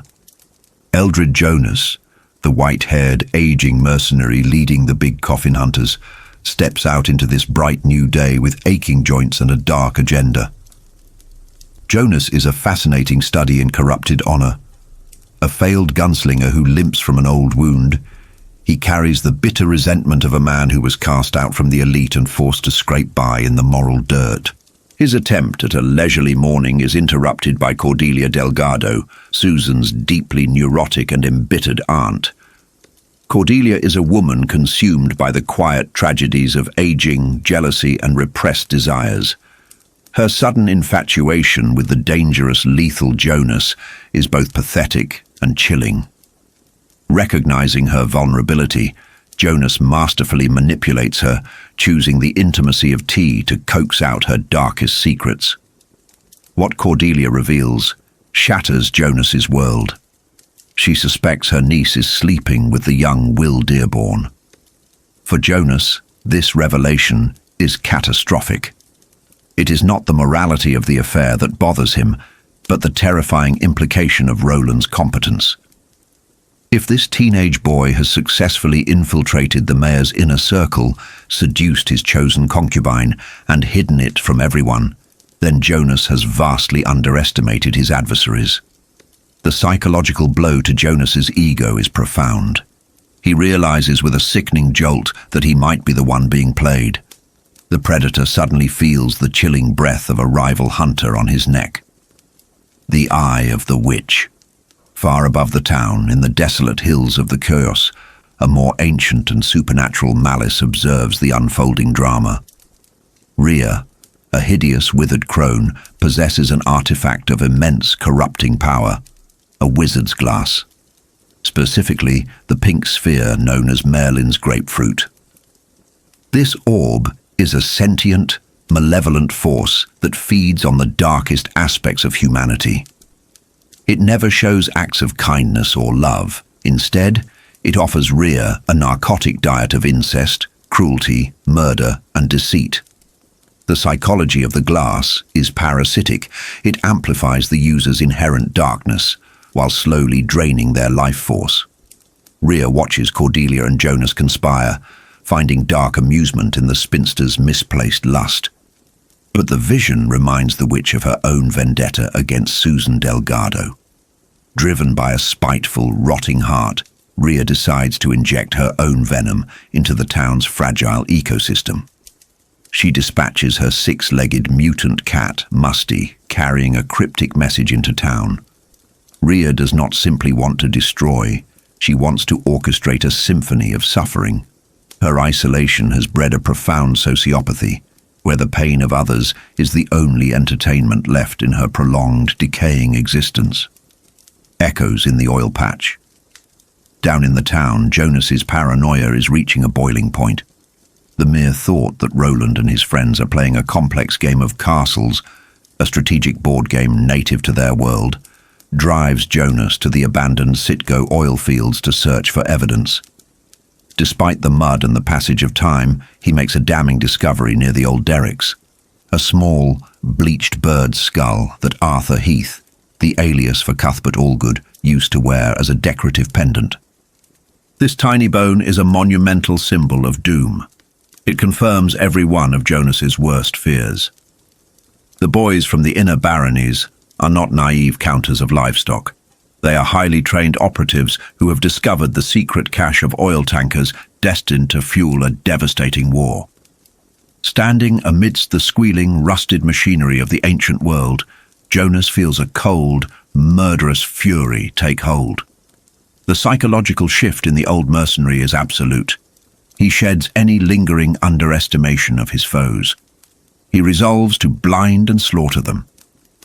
Seeking temporary oblivion from his aching leg and spiraling anxieties, Jonas ends up at the local saloon, where he crosses paths with Coral Thorin, the mayor's cynical alcoholic sister. Coral is drowning her own conscience in whiskey, fully aware that the town's leadership is committing treason by siding with the rebel forces of John Farson. Both she and Jonas are broken, aging relics, clinging to power through betrayal.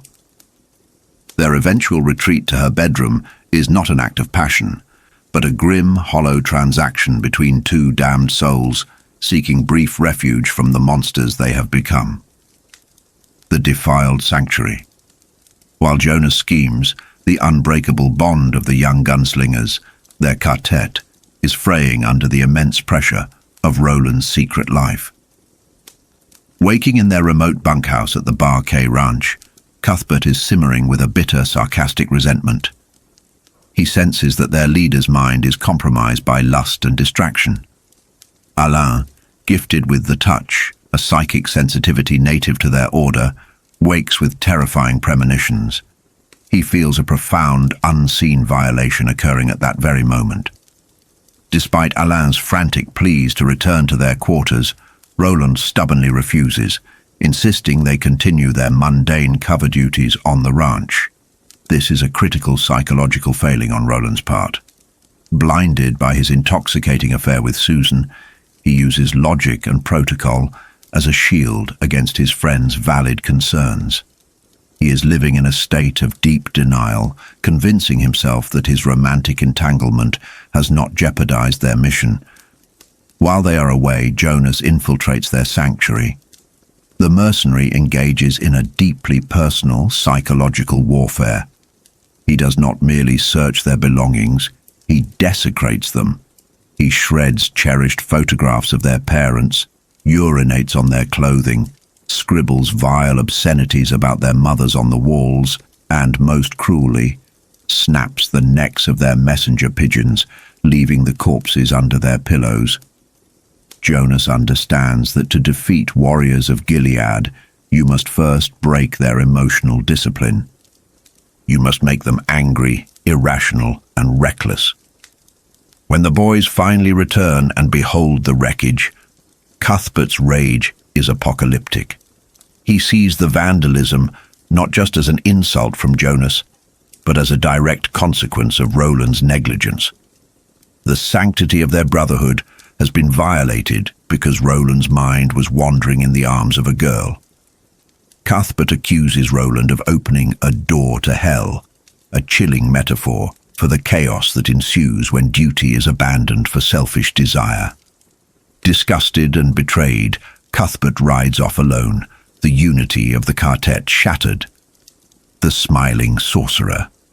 As the psychological warfare escalates between the boys and the Big Coffin Hunters, the true scale of the cosmic conflict reveals itself. Jonas is summoned to the mayor's estate, expecting a meeting with a high-ranking rebel commander. Instead, he finds himself face-to-face with a creature of pure, ancient malevolence. The man in the black robe introduces himself simply as Walter. For Jonas, a man who has killed countless people without a second thought, the encounter with Walter is paralyzing. The sorcerer possesses a terrifying glamour, shifting his appearance subtly to resemble figures from Jonas's past, and his laughter sounds like the rattling breath of a corpse. Walter's presence shifts the narrative from a localized political dispute into a battle for the fundamental structure of the universe. Jonas realizes with sickening clarity that he is not a mastermind, but a microscopic pawn in a game played by immortal demons. When Walter produces the silver sigil of John Farson, a staring, unblinking eye, Jonas is too terrified to even touch it, sensing that the metal eye might actually look back at him. This scene perfectly encapsulates the cosmic dread of the Dark Tower universe. No matter how ruthless a mortal man may be, he is nothing before the ancient magics of the dark. A strike in the dark. While Jonas trembles before Walter, Cuthbert's solitary ride brings him across the path of Shimi, a mentally disabled but pure-hearted tavern boy. Shimi has just survived a traumatizing ordeal, forced to deliver goods to the horrifying witch, Rhea. The boy is sobbing, terrified out of his wits, and carrying a sealed letter the witch ordered him to deliver to Cordelia Delgado. Sensing disaster, Cuthbert intercepts the letter. What he reads breaks the world wide open. The letter details exactly where, when, and how Will Dearborn has been meeting Susan Delgado. When Cuthbert returns to the Barkay ranch under the blanket of night, he is a changed young man. The sarcastic joker is gone, replaced by a cold, furious judge. He calls Roland out into the starlit dooryard. Without warning, Cuthbert unleashes a devastating punch to Roland's jaw, sending the young gunslinger crashing into the dust. This is an unthinkable act in their culture. Striking the designated leader of a Ka-tet is tantamount to heresy, but Cuthbert does it out of desperate, tough love. He tosses the intercepted letter onto Roland's chest, forcing his friend to confront the catastrophic consequences of his hubris. Sitting in the dirt, reading the proof of his utter failure, Roland's psychological defenses collapse. The intoxicating illusion that he could separate his duty from his heart evaporates. He realizes that his arrogance nearly cost Susan her life, and his friends their honor. In a moment of profound humility, Roland weeps. He acknowledges the deepest shame a gunslinger can bear, admitting he has forgotten the face of his father. Cuthbert, having delivered the harsh awakening, drops to his knees and embraces his friend. The violence was necessary to break the spell of adolescence. From the dust of that dooryard, the true gunslinger is born. The Ka-tet is forged anew, stronger and utterly focused, bound by the painful realization that their childhoods are officially over. The way of the gunslinger. The following morning, the sun rises crisp and cold over the sweeping plains of Mejis. Roland and Cuthbert ride out, not as boys playing a part, but heavily armed, embodying the lethal heritage of Gilead. Their destination is the terrifying summit of the Chaos, the domain of the witch Rhea. Roland now understands that his love for Susan is a part of the unstoppable wheel of Ka, destiny, but he can no longer allow it to blind him to the threats surrounding them. Approaching the moss-slimed, rotting stone of Rhea's hut, the air itself feels diseased. The psychic vibration of the thinny hums violently here, amplifying the suffocating stench of decayed meat and dark magic. Roland refuses to dismount or enter her lair, understanding the psychological trap of stepping into a predator's territory. He spots the unnatural, heated shimmer of her cloaking magic lingering in the doorway. With a voice as hard and unyielding as ancient stone, Roland delivers his ultimatum. He sheds his alias, invoking the power of the white, the cosmic force of order and light. He warns the hag that if she harms the boy Shimi or speaks a single word of his affair to the town, he will end her miserable existence. The tension in the yard is thick, a silent battle of wills between a rising champion of the light and a decaying agent of the dark. The silence is broken by a sudden, lethal ambush. From the yellowing, sickly leaves of the solitary tree above them, Rhea's monstrous mutant snake, Ermot, drops toward Roland, its fangs dripping with venom. But Roland is no longer a distracted boy. Operating purely on the deeply ingrained preternatural instincts of his training, he draws his heavy revolver in a fraction of a second. The deafening thunder of the gun shatters the quiet morning. In midair, Roland fires 3 precise shots, the final one completely decapitating the mutant serpent. As the bloody remnants of the snake hit the dirt, a wretched, heartbreaking shriek echoes from the shadows of the hut. Rhea wails in pure agony for the loss of her familiar, her only companion in her twisted, isolated existence. Roland offers no sympathy, simply repeating his cold warning before turning his horse away. The boys ride back toward Hanbury, leaving the witch to her grief. Creeping out into the hateful sunlight, the ancient crone falls to her knees, clutching the bleeding, severed pieces of her beloved beast to her withered chest. She weeps tears of absolute malice, whispering dark incantations that fall on deaf ears. In the quiet horror of her ruined garden, Rhea swears a blood oath of vengeance. She promises that when they least expect it, she will return to shatter their lives, bringing a pain so profound it will break their very throats. The battle lines in Hambry are no longer drawn in the shadows. The games of strategy are over.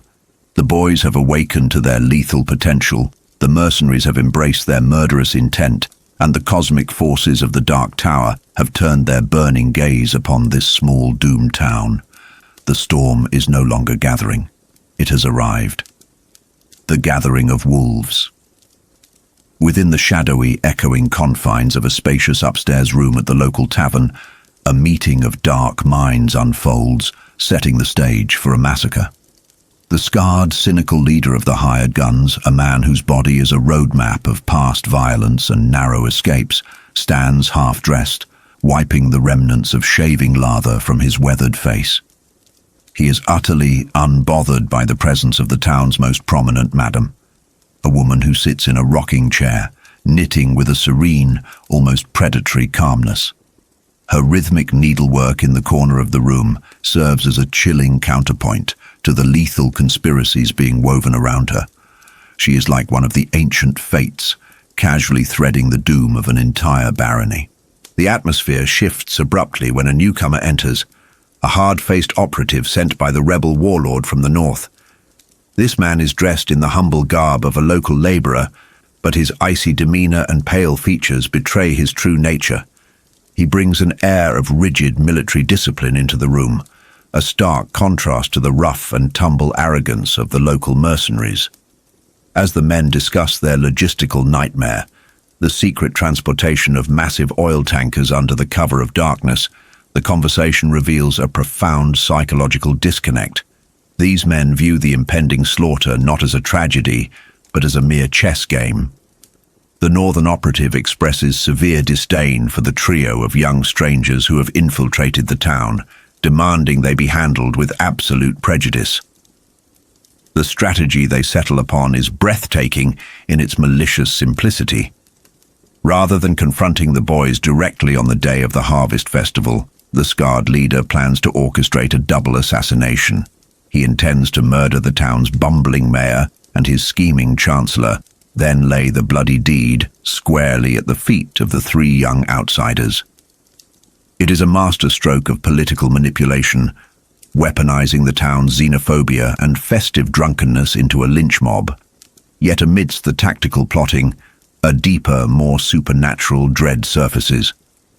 The operative inquires about a specific artifact, a glass sphere of immense arcane power that had been temporarily entrusted to a local hag. The mere mention of this artifact sends a ripple of unease through the room. The northern man issues a grim warning, recounting a tale of a man who was driven to rabid madness simply by gazing into its depths.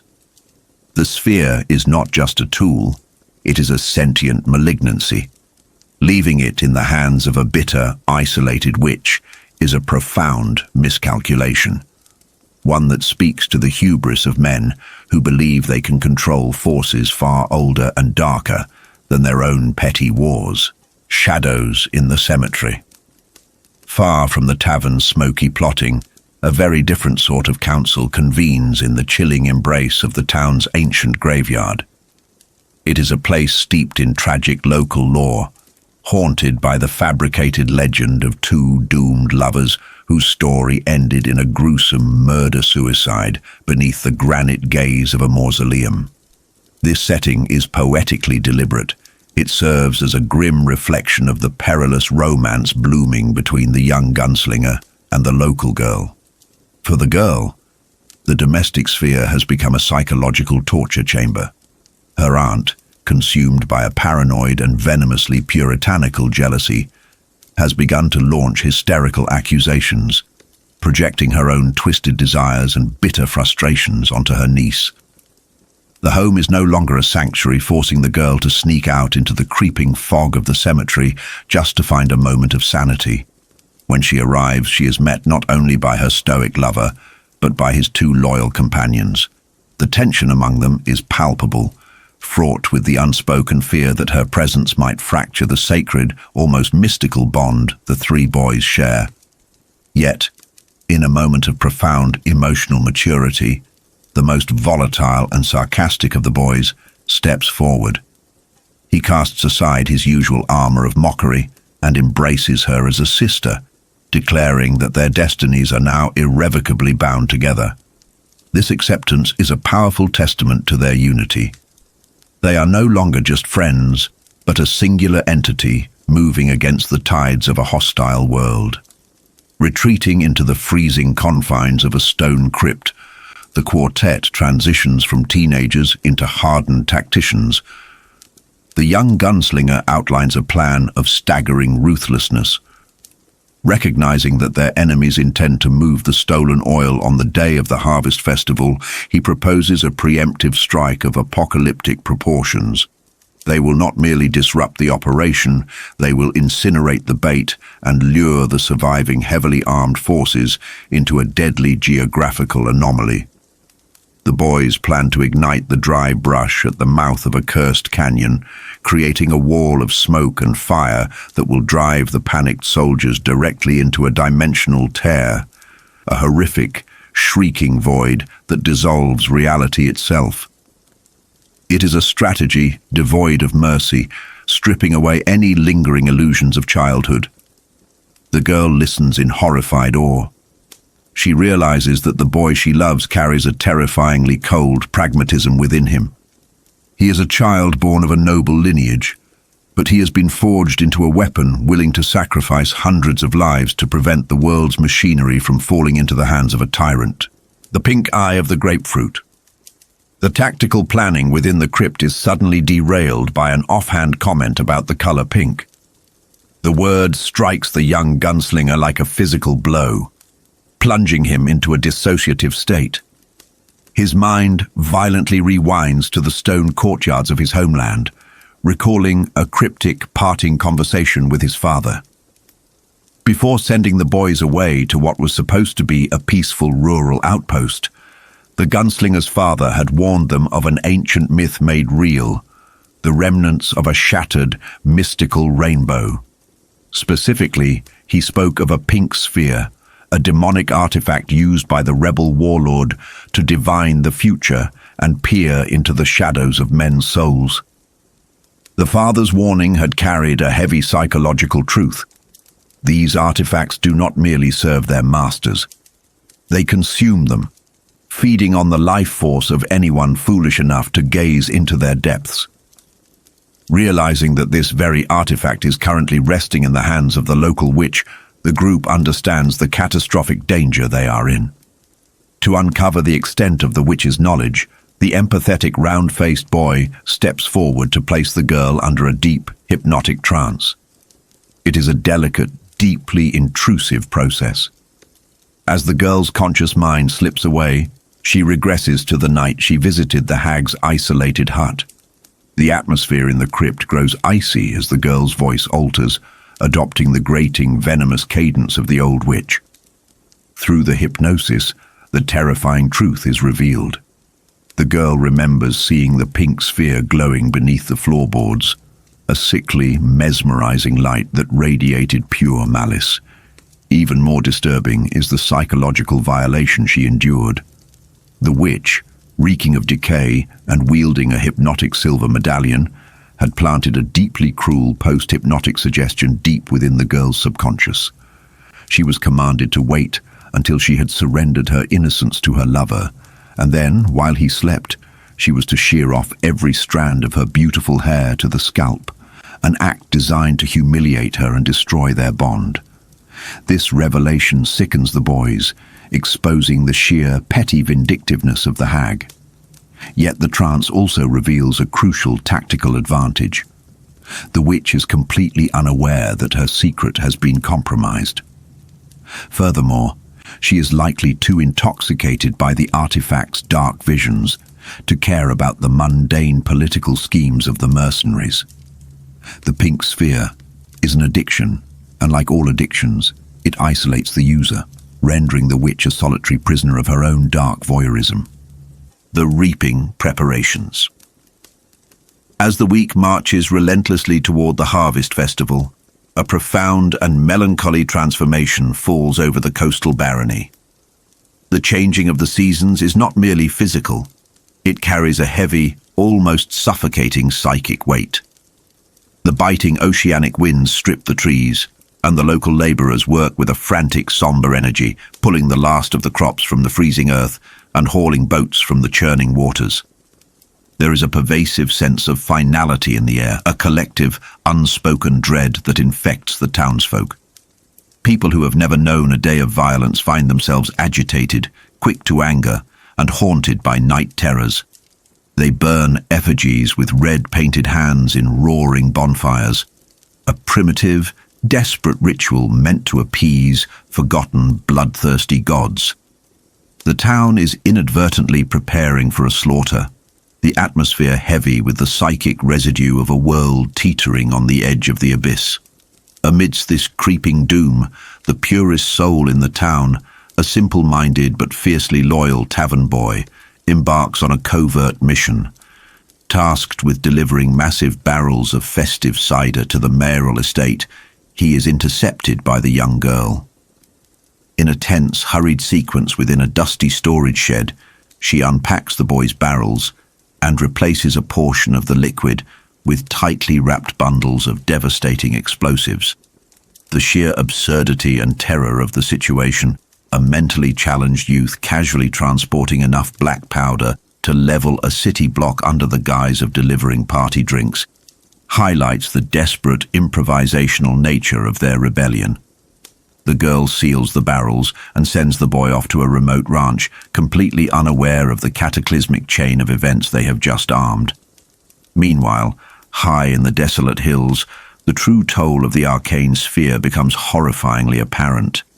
The old witch sits in squalor, a decomposing snake draped around her neck, entirely consumed by the pink glass resting in her lap. The artifact operates as a supernatural narcotic, rewarding her with voyeuristic glimpses into the petty sins, secret shames, and mundane cruelties of the townsfolk. She watches them cheat, steal, and lie, her bitter heart swelling with validation. However, this omniscience exacts a terrifying biological price. The sphere is actively cannibalizing her life force. She stops eating, stops sleeping, and her body withers into a skeletal husk. The artifact does not care for her well-being. It is a sentient parasite, and the witch is a willing host, trading her very existence for the intoxicating power of ultimate corrupting knowledge. It is a chilling exploration of how the darkest facets of human nature, jealousy, spite, and the desire to witness the degradation of others, can be weaponized to destroy the soul from the inside out. Whispers from the void. Far out on the fringes of the barony, two of the young gunslingers ride toward the most terrifying landscape in their world, a canyon that houses a tear in the fabric of reality itself. Even from a distance, the anomaly emits a mind-shattering vibration, a relentless grinding hum that sets their teeth on edge and drives their horses into a state of rolling-eyed panic. The physical environment is hostile, but the psychological assault is far worse. The void possesses a voice, a seductive telepathic murmur that targets the specific insecurities of anyone who approaches. As the boys dismount to meticulously bury their stolen gunpowder beneath heavy rolls of dry brush, the sarcastic, dark-haired youth finds himself locked in a silent, agonizing battle for his sanity. The anomaly whispers to his deepest fears and exhaustions. It preys on his hidden despair, his fear of impending death, and his unrequited longing for his friend's lover. It offers him an end to the endless struggle, promising the peace of absolute oblivion. It is a profound psychological insight into his character. His constant joking and bravado are revealed as mere defense mechanisms against a crushing existential dread. He relies heavily on the grounding, steady presence of his round-faced companion, whose quiet stoicism acts as an anchor against the psychic undertow. They labor in the dirt, planting the seeds of an inferno, acutely aware that one wrong move or a sudden change in the weather could render their explosive trap useless. They are boys, performing the grim work of executioners, leaving their innocence in the dust. In stark contrast to this agonizing, meticulous preparation, the enemy lies in wait with a lazy, arrogant confidence. At the abandoned oil refinery, the slick-haired mercenary checks on the men stationed to ambush the youths. These local thugs are a collection of crude, foul-smelling brutes, armed with decaying weaponry and driven by a simple, bloodthirsty desire for violence. They lounge in the shadows of the massive, rusting tankers, completely underestimating the boys they are meant to hunt. The mercenary views his local allies with a mixture of amusement and utter contempt, recognizing their intellectual limitations, but appreciating their capacity for brutal, unthinking murder. This overconfidence will be their undoing. They believe they are laying a trap for naive children, entirely ignorant of the fact that those very children are currently turning the landscape itself into an inescapable apocalyptic weapon, severed ties and buried secrets. As the machinery of war grinds into motion, the young girl faces a profound personal reckoning within the dusty confines of her late father's office. The space is a time capsule of her childhood, smelling faintly of old tobacco and well-worn leather, preserving the ghost of the man who was her entire world. Seeking a moment of connection, she instinctively reaches for his meticulously kept ledgers, the physical proof of his dedication and integrity. But as she flips to the final pages, a cold, sickening realization washes over her. The crucial records documenting the true quality and number of the barony's horses have been violently torn out. This act of vandalism is the smoking gun. It shatters the lie that her father died in a tragic accident. He was murdered because he possessed the truth, and the town's elite had sanctioned his assassination to cover up their treasonous dealings with the northern warlord. This devastating epiphany is violently interrupted by the arrival of her aunt. The older woman's physical appearance is shocking. She has withered into a gaunt, hollow-eyed spectre, her once immaculate facade crumbling under the weight of her own psychological rot. The aunt launches into a tirade of horrific, sexually explicit insults, accusing the girl of debauchery and betrayal. The confrontation is a masterclass in psychological projection. The aunt, repressed and starved for affection, despises the girl for possessing the youth, beauty, and freedom she herself was denied. Facing the woman who likely accepted blood money for her father's life, the girl feels a sudden, profound liberation. The toxic maternal bond is severed permanently. She turns her back on her childhood home, riding away without a single backwards glance, abandoning the rotting structure of her past. She seeks refuge in the arms of the young gunslinger at their hidden sanctuary deep within the overgrown grasslands. Here, amidst the ruins of a forgotten era, they share what they both silently recognize will be their final moments of untroubled intimacy. The atmosphere is desperately poignant. The boy, carrying the crushing weight of his lineage, forces her to make a chilling vow. He commands her that, should he fall in the coming slaughter, she must take his revolvers and deliver them to his father across the world. It is a deeply pragmatic, almost terrifying request. It reveals that beneath his passionate love for her, he remains a creature of duty. His weapons, the ultimate symbols of his order, must survive even if he does not. The girl accepts this burden, weeping as they make love against the backdrop of a howling, unnatural wind. She senses the encroaching shadow of fate, recognizing that the boy in her arms belongs not to her, but to a dark and unyielding destiny. The demons grin. The madness incubating in the town finally breaches the surface, manifesting in surreal and terrifying visions. In the dead of night, the mayor's neglected wife creeps through the freezing halls of her estate, her mind fractured by an apocalyptic nightmare. She has seen a colossal, golden-eyed bird of prey casting a shadow of blood across the entire barony, its wings dripping with the carnage to come.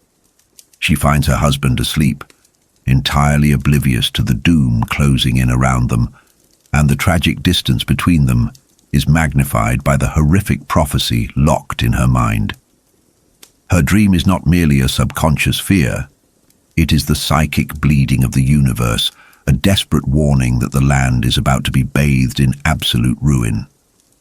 Meanwhile, on the manicured lawns of her empty home, the aunt succumbs completely to her psychotic break, driven by an intoxicating cocktail of grief, jealousy, and sheer malice. She drags her straw harvest effigy into the moonlight. With trembling, feverish hands, she strips the dummy and dresses it in the vibrant silken clothes left behind by her niece. It is a grotesque pantomime, a ritualistic execution.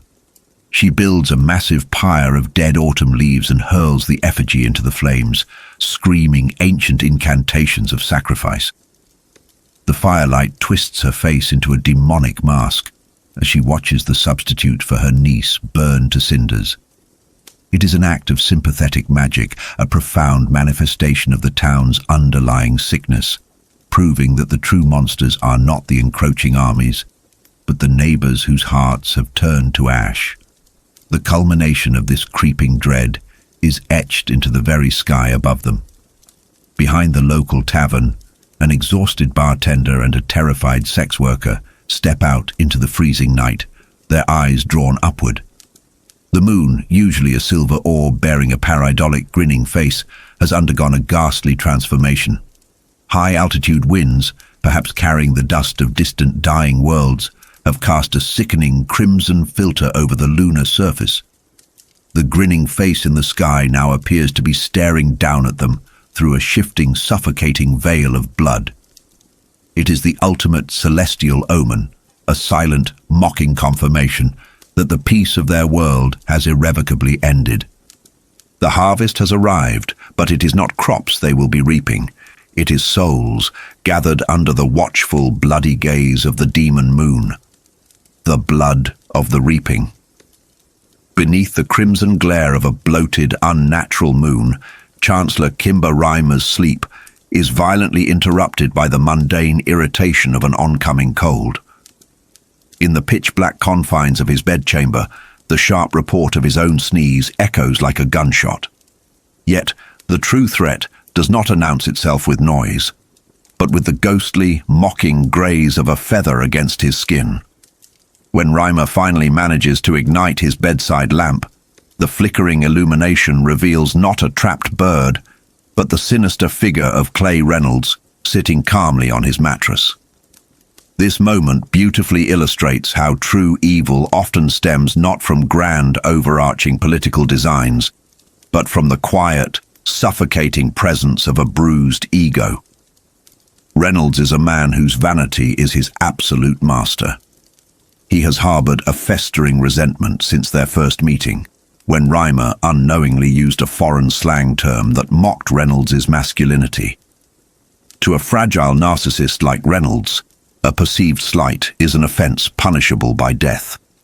Reimer's provincial ignorance offers no shield against the deeply insecure mercenary who drives a 12-inch blade entirely through the Chancellor's chest, pinning him to the bed like a discarded insect.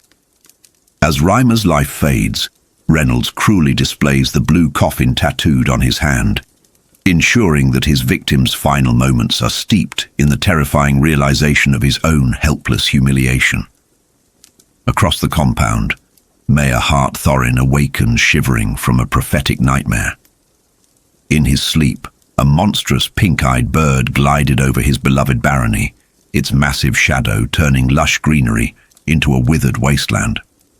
Psychologically, this dream is a profound manifestation of Thorin's repressed guilt. Deep down, the old man knows he has unleashed a blighting plague upon his own home by inviting the Coffin Hunters into his lands for political and financial gain. He attempts to wash away the subconscious dread with a pre-dawn glass of wine, rationalizing his sins in the name of the upcoming reaping festival. But retribution is already hiding behind his study drapes. Roy de Pup strikes with brutal efficiency, slashing the mayor's throat and drowning his desperate rationalizations in a spray of arterial blood. To complete the framing of Roland's Ka-tet, de Pup leaves Cuthbert's signature rook skull in the dying mayor's lap, and carves the rebel good man's sigil into the wall with Thorin's own blood. De Pape even takes the gruesome extra step of gouging out the mayor's eyes, a horrific, symbolic punishment for a man who willfully blinded himself to the consequences of his own greed. Hours later, the crisp, beautiful morning air outside the Barquet bunkhouse belies the suffocating trap waiting for Roland, Cuthbert, and Alain. Unbeknownst to the young gunslingers, heavily armed men led by Fran Lengel and Sheriff Avery have surrounded the perimeter. When the trap is sprung, Roland faces an excruciating psychological burden. The agonizing realization that physical resistance will mean the immediate slaughter of his closest friends. Swallowing his pride, Roland commands his companions to stand down. The bitter taste of surrender is a heavy cross for a gunslinger to bear, especially as the cold metal of the handcuffs bites into their wrists and Alain is struck down in the dirt. Yet even in the depths of physical defeat, Roland's mind remains a lethal, piercing weapon. As the boys are paraded past Eldritch Jonas, Roland strikes at the old mercenary's most guarded, festering psychological wound. Peering into Jonas's soul, Roland names him for what he truly is: a failed gunslinger, banished to the west by the father of Roland's own brutal teacher. In that fleeting, breathless second, the terrifying white-haired killer is stripped of his intimidating facade, reduced to a shocked, humiliated child. This tense exchange exposes a profound truth about human nature: a lifetime of cruel deeds, accumulated power, and violent posturing can never truly erase the fundamental, suffocating shame of our earliest, deepest failures. Jonas's hand hovers dangerously over his gun, tempted to erase the source of his shame, but his dark discipline holds. He spares the boys, not out of mercy, but to ensure they suffer a far more agonizing public demise. While the trap closes around the young men, Susan Delgado is abruptly hauled from a deeply exhausted slumber by her panicked maid. The jarring transition from peaceful oblivion to the horrifying reality of daylight shatters her sense of safety. She learns that her lover and his friends have been arrested for the murders of the mayor and the chancellor. In an instant, the meticulously crafted plans of her brave little group are reduced to ash, leaving Susan disoriented and forced to flee the creeping danger of seafront. Elsewhere, Eldritch Jonas wrestles with the corrosive venom of Roland's words. The sheer humiliation of being fundamentally seen and dismissed by a boy half his age plunges Jonas into a suffocating, violent depression. Acknowledging that they are now the devils of this narrative, Jonas dispatches his men to retrieve the ultimate prize, the wizard's glass. Deep in her squalid hut, Rhea of the Coos is utterly consumed by the artifact. She watches in twisted, voyeuristic ecstasy as a local woman engages in a bizarre, obsessive-compulsive ritual of penance, licking the corners of her floorboards. The magical sphere acts as a parasitic entity, slowly draining Rhea's physical life force while flooding her mind with the intoxicating thrill of absolute, omniscient power. When Jonas arrives to claim the prize for his dark master, John Farson, the glass immediately goes dark, refusing to shine for the mercenary. Recognizing that the sphere has claimed her as its toxic mistress, Rhea strikes a desperate bargain. Driven by the suffocating grip of supernatural addiction, she trades away her independence, agreeing to travel with the Coffin Hunters in a macabre, rune-covered black cart, just so she can remain tethered to the very object that is slowly eating her alive. Baptism by fire and ash. As Susan desperately gallops away from seafront, she witnesses firsthand the insidious, highly contagious nature of mass panic. The once-ordered courtyard is a chaotic swirl of frightened servants and erratic riders. The sight of an elderly servant, utterly broken and praying to the sky while narrowly avoiding being crushed by a runaway wagon, sends a spike of pure, unadulterated terror through her veins. Panic behaves much like a liquid, seeking the lowest points of human resilience and drowning rational thought. Susan struggles to keep her own mind from fracturing as she guides her horse through the increasingly unstable streets. Her flight takes a deeply traumatic turn when she encounters her Aunt Cordelia. Dressed in mourning black and standing directly in the path of Susan's rearing horse, Cordelia has completely severed her ties to reality. Unable to process her complicity in the treacherous web surrounding the town, Cordelia's mind has sought refuge in absolute madness. In a chilling, theatrical display of renunciation, the older woman hurls handfuls of coarse black stove ashes at her niece, cursing Susan and Roland to a future of darkness and fire. Psychologically, these ashes represent the physical manifestation of burned bridges, ruined innocence, and the death of familial love. Yet, instead of breaking under the weight of the curse, Susan experiences a profound, chilling clarity. She does not cower. Instead, she deliberately smears the soot onto her aunt's face, a mirror of the darkness dwelling within the older woman's heart. Susan accepts the grim coating of ash not as a symbol of defeat, but as a protective armor. It is a grim baptism, marking her transition from a naive romantic girl into a hardened survivor willing to cross any moral boundary to save the man she loves. Meanwhile, Fran Lengil expertly manipulates the anxieties of the local populace at the gathering hall. He spins a fabricated, blood-boiling narrative, assuring the townspeople that the three young outsiders have proudly confessed to the horrific butcheries at seafront. Lengil understands the dark psychology of the mob perfectly. Crowds in the grip of fear do not require airtight logic, nor do they seek profound truth. They only require a focal point for their collective dread and a sanctioned target for their simmering violence. By officially cancelling the joyful reaping games, but keeping the traditional ominous bonfire, Lengil subtly gives the citizens permission to unleash their primal ancient urges. The town accepts the lie with a dirty, eager silence, their minds already visualizing the horrific execution by Charyu Tree. The mob mentality provides a psychological shield, allowing ordinary people to commit atrocities under the guise of communal justice. As the sun begins to dip low, casting long, bruised shadows across the barony, Susan arrives at the desolate Bar K Ranch. The silence of the abandoned bunkhouse is a stark contrast to the violence brewing in town. She retrieves Roland's hidden revolvers, the heavy steel feeling alien and terrifying in her delicate hands. Moving to the outbuildings, she gathers the explosive firecrackers brought by the loyal, simple-minded Shimi. In a fleeting, heartbreaking moment of vulnerability, Susan buries her face in Roland's pillow, inhaling his scent and allowing herself a few final tears. It is the calm before the storm, a necessary emotional release before she forces herself to lock her softer impulses away in a mental vault. Night falls, and the bloated orange demon moon begins its slow crawl into the sky, casting a sickly, malevolent glow over the town of Hambry. Susan orchestrates a desperate, incredibly dangerous rescue plan with Shimi's help.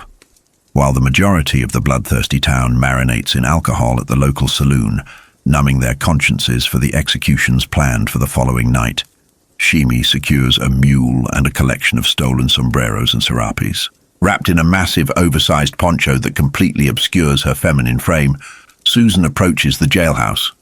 Inside, the atmosphere is suffocatingly tense. Sheriff Avery dozes comfortably, dreaming of the glory he will receive for holding the infamous traitors, while Deputy Dave Hollis nervously strums a guitar. When Susan breaches the room, her intention is purely to intimidate and disarm, but the chaotic, deeply unforgiving nature of real-world violence immediately takes over. This is no glorious, cinematic confrontation. It is a clumsy, terrifying sequence of deafening noise and uncontrolled adrenaline. When Susan fires a warning shot into the sheriff's desk, splintering the wood, the situation violently spirals out of her control. Driven by a tragic sense of duty, young Deputy Dave Hollis lunges at the disguised intruder. Operating entirely on instinct and raw animal terror, Susan pulls the trigger again. The heavy caliber bullet tears through the chest of a boy she has known since childhood, someone she once played innocent games with. The sight of his shattered body and the massive smoking exit wound is a psychological trauma that will permanently scar her soul. In that deafening heartbeat, the naive girl who once dreamed of romantic escapes to the inner world completely dies. Before she can even process the monumental weight of taking a human life, the massive, enraged form of Sheriff Avery tackles her to the floorboards. In the violent struggle, her oversized serape catches fire from the muzzle flashes, threatening to immolate her. Operating in a state of pure, detached survival instinct, Susan presses the barrel of Roland's revolver deep into the soft, fleshy underside of the sheriff's jaw and fires. The resulting carnage is instantaneous and utterly gruesome. Caked in blood, suffocated by the noxious stench of gun smoke and burning wool, Susan is pulled back from the brink of total shock by Roland's urgent, commanding voice. She scrambles to extinguish her burning clothes with a pitcher of fermented graff, the liquid hissing angrily against the flames. With trembling, ash-stained fingers, she passes the iron keys through the iron bars. Once the cell doors swing open, Roland pulls her into a fierce, desperate embrace, but the comfort is deeply tainted by the horror of her actions. She weeps not just for the lives she has ended, but for the fundamental, irreversible crossing of a moral threshold. As they don their stolen disguises and slip away into the oppressive shadows of the demon moon, Susan feels the chilling weight of her aunt's dark prophecy. She has successfully saved her beloved Ka-tet from the gallows, but she has paid for their freedom with the most precious, irreplaceable currency imaginable. She has been baptized in blood and ash, sacrificing the purity of her own soul so that the gunslinger might live to fight another day. The fires of rebellion. Within the dim, flickering light of a borrowed stable, the heavy curtain of fate begins to draw back. Our young gunslingers, fresh from the jaws of the local jail, find themselves swathed in the shadows of a world teetering on the edge of ruin. When they step inside, the immediate tension is broken by the pure, unadulterated joy of the in-boy, Shimi. Ignoring the weapons belted to Roland's hips, Shimi bypasses the stoic leader entirely, throwing himself into the arms of the boy he knows as Arthur Heath, Cuthbert. It is a poignant, fragile moment.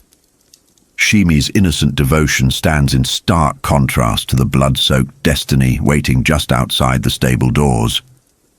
The boy bestows a kiss on Cuthbert's forehead, an anchor of untainted affection in a sea of encroaching darkness. Yet, there is no time to linger in the warmth of reunions. Roland's mind, ever the calculating engine of a true gunslinger, is already moving pieces on the board. They cannot hide in the graveyard. The town will soon be flooded with mourners. Instead, Roland chooses the path of maximum resistance. They are going to strike at the very heart of the rebel leader Farson's power. They are going to the Citgo oil fields. To step into the Citgo patch is to step into the graveyard of the old ones. The landscape is dominated by rusted, grinding derricks that move like mechanical zombies beneath the haunting glow of the demon moon. There is a profound psychological weight to this place. It is a staggering reminder of how far the world has moved on, a testament to a forgotten age of technological gods now reduced to squealing metal and noxious fumes. Roland and Cuthbert weave through this dangerous, deafening labyrinth of ancient machinery. Using fireworks smuggled from the sheriff's office and a sulfur match, they ignite the underground network of decaying seals and raw natural gas.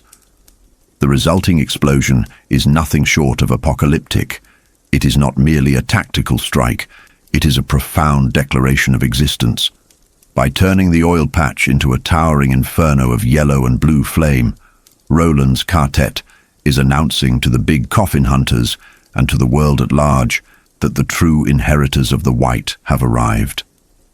As the boys and their companions flee the raining shrapnel and searing heat, the sky above Mejis burns with a premature, catastrophic reaping fire.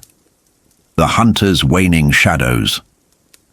Miles away, bathed in the afterglow of physical intimacy, Eldritch Jonas experiences a sudden, chilling severing of his confidence. He is entwined with Coral Thorin, indulging in a feral, desperate sort of passion. For Jonas, their union is less about affection and more about a ravenous consumption, a way to stave off the creeping cold of his own mortality. But when the rhythmic thudding of the exploding Citgo derricks rattles the windows, the illusion of his control shatters completely. Looking out toward the blazing horizon, a profound and debilitating darkness settles over Jonas's soul. It is the realization of his own obsolescence. Years ago he failed his test of manhood. He bounded around his hillock and was cast out, becoming a mercenary, a killer without a true creed. Now, staring at the fiery destruction of Farson's vital fuel reserves, the words of the young Will Dearborn echo in his mind. His soul can never leave the West. Jonas is a man haunted by the ghost of the gunslinger he could have been. The sheer audacity of these teenage boys terrifies him. Driven by a sudden, desperate panic, Jonas scrambles to assemble his forces. He casts aside all secondary concerns. The horses no longer matter. All that matters now is securing the remaining oil tankers at Hanging Rock and, most crucially, protecting the demonic pink sphere, Maerlyn's grapefruit. He barks frantic orders to his lieutenants, dividing his men to secure their retreat. In this moment of crisis, Jonas's true nature is laid bare. He is not a fearless leader. He is a cornered, aging wolf, deeply terrified of the young, relentless hounds on his trail. Whispers in the bad grass. As the dawn approaches, Roland's Ka-tet finds temporary sanctuary in a lonely, red-doored hut, hidden deep within the towering, sweet-smelling stalks of the bad grass. It is here that the psychological toll of their journey manifests. Cuthbert and Alain prepare their liberated weapons, their youthful banter serving as a thin veil over their rising dread. They invoke the memory of their brutal teacher, Court, grounding themselves in the harsh discipline of their upbringing. But it is the parting between Roland and Susan that carries the heaviest emotional weight. Under the ghostly light of the descending moon, Roland asks Susan to stay behind with Shimi. It is an agonizing request, born of necessity and deep, abiding love. Roland is an instrument of fate, a creature bound to the wheel of Ka, and he knows that the path ahead is paved with death. Susan, recognizing her own limitations and the necessity of protecting the innocent Shimi, agrees. Their farewell is a tragic symphony of unspoken fears. Susan asks what the chances are of his return. Roland, ever the pragmatist, gives her an honest coin-flip estimate. It is a devastating admission. They share a final, tender embrace, the weight of their doomed romance hanging heavy in the autumn air. Susan holds back the secret of the child growing within her, fearing the ill omen of the demon moon. As Roland rides away into the rustling silver expanse of the grass, Susan's whispered blessing, bird and bear and hare and fish, echoes like a final fading melody of a life they will never get to share. The pink eye of obsession. While the young gunslingers ride west toward destiny, Eldritch Jonas falls victim to a different kind of pull. Riding alongside the ancient grotesque witch, Rhea of the Coups, Jonas is seduced by the wizard's glass. The sphere is not merely a magical artifact, it is a vampiric entity that feeds on the desires and fears of its beholder. When Jonas gazes into its labial glowing depths, the pink light physically hooks into the deepest crevices of his brain. It offers a warmth and clarity that no human connection ever could. Through the glass, Jonas is shown a vision of the red-doored hut. He sees Susan, alone and vulnerable. The strategic implications immediately click into place, but there is also a cruel, vindictive pleasure in the discovery. He splits his large party, sending the majority ahead with the glass, unable to bear the sphere's distracting, intoxicating presence during a hunt. He takes a small contingent to spring a trap. Susan's awakening is a nightmare realized. A cold pistol barrel presses against her neck, and she opens her eyes to the scarred, grinning face of the failed gunslinger. Jonas mocks her, taunting her with the assumption that her young lover has abandoned her. But Susan's spirit remains unbroken. In a breathtaking display of raw defiance, she spits directly into Jonas's face. The retaliation is brutal and instantaneous, a vicious blow that sends her crashing to the earth. Jonas, reasserting his petty dominance, orders her bound and handed over to his cloaked Lieutenant Reynolds to be dragged back to town. Yet, beneath the cruelty, Jonas remains profoundly afraid of the boys waiting in the west. And unnoticed in the tall grass, the terrified but fiercely loyal Shimi watches the brutal abduction, resolving to follow the girl, becoming an unseen variable in the unforgiving machinery of fate. Blood and betrayal. Back in the hushed, empty streets of Hambry, a different sort of horror unfolds. Rhea of the Coos, physically devastated by the soul-draining demands of the pink sphere, crawls through the dead frost of a garden, seeking refuge. She arrives at the doorstep of Cordelia Delgado, Susan's aunt. This encounter is a masterclass in psychological horror, illustrating how mundane human bitterness can be twisted into profound evil. Cordelia has sat awake all night, marinating in a toxic stew of thwarted ambition and deep-seated jealousy. All her plans for wealth and societal elevation, pinned on selling her niece to the mayor, have been reduced to ashes. When she discovers the festering, rotting witch outside her window, her initial revulsion is quickly overpowered by the seductive promise of vengeance. Rhea, even at death's door, possesses a mesmerizing hypnotic power. She uses a silver charm to lull Cordelia into a compliant trance, tapping directly into the aunt's well of hatred for her young, beautiful niece. The ritual that follows is a gruesome manifestation of Cordelia's internal rot. Prompted by the witch, Cordelia unbuttons her dress and takes a kitchen knife to her own flesh, slicing open her chest to offer her lifeblood. As the horrific crone buries her face in the wound to drink and rejuvenate, Cordelia stares blankly into the distance, completely surrendered to her own spite. The true monster here is not just the magic of the Coos, but the blinding, destructive power of familial jealousy and unrequited greed. The killing floor. The climax of the morning arrives on the harsh, wind-scoured plains east of Hanging Rock. Roland, Cuthbert and Alain, hidden within the edge of the bad grass, feel the approach of Jonas's reunited massive force. The psychic, pink resonance of the glass alerts Alain to their presence. Outnumbered by more than 10 to 1, the boys do not cower. Instead, they embrace the cold, detached discipline forged into them by their brutal upbringing in Gilead. They are no longer children playing at war. They are the deadly, mechanical instruments of the White. The ambush begins in eerie silence. Using the biting, dust-choked wind as cover, Cuthbert deploys his slingshot with terrifying precision. Steel balls crush skulls and snap necks with quiet, devastating lethality, picking off the rear guard one by one without raising a single alarm. The psychological transition is absolute.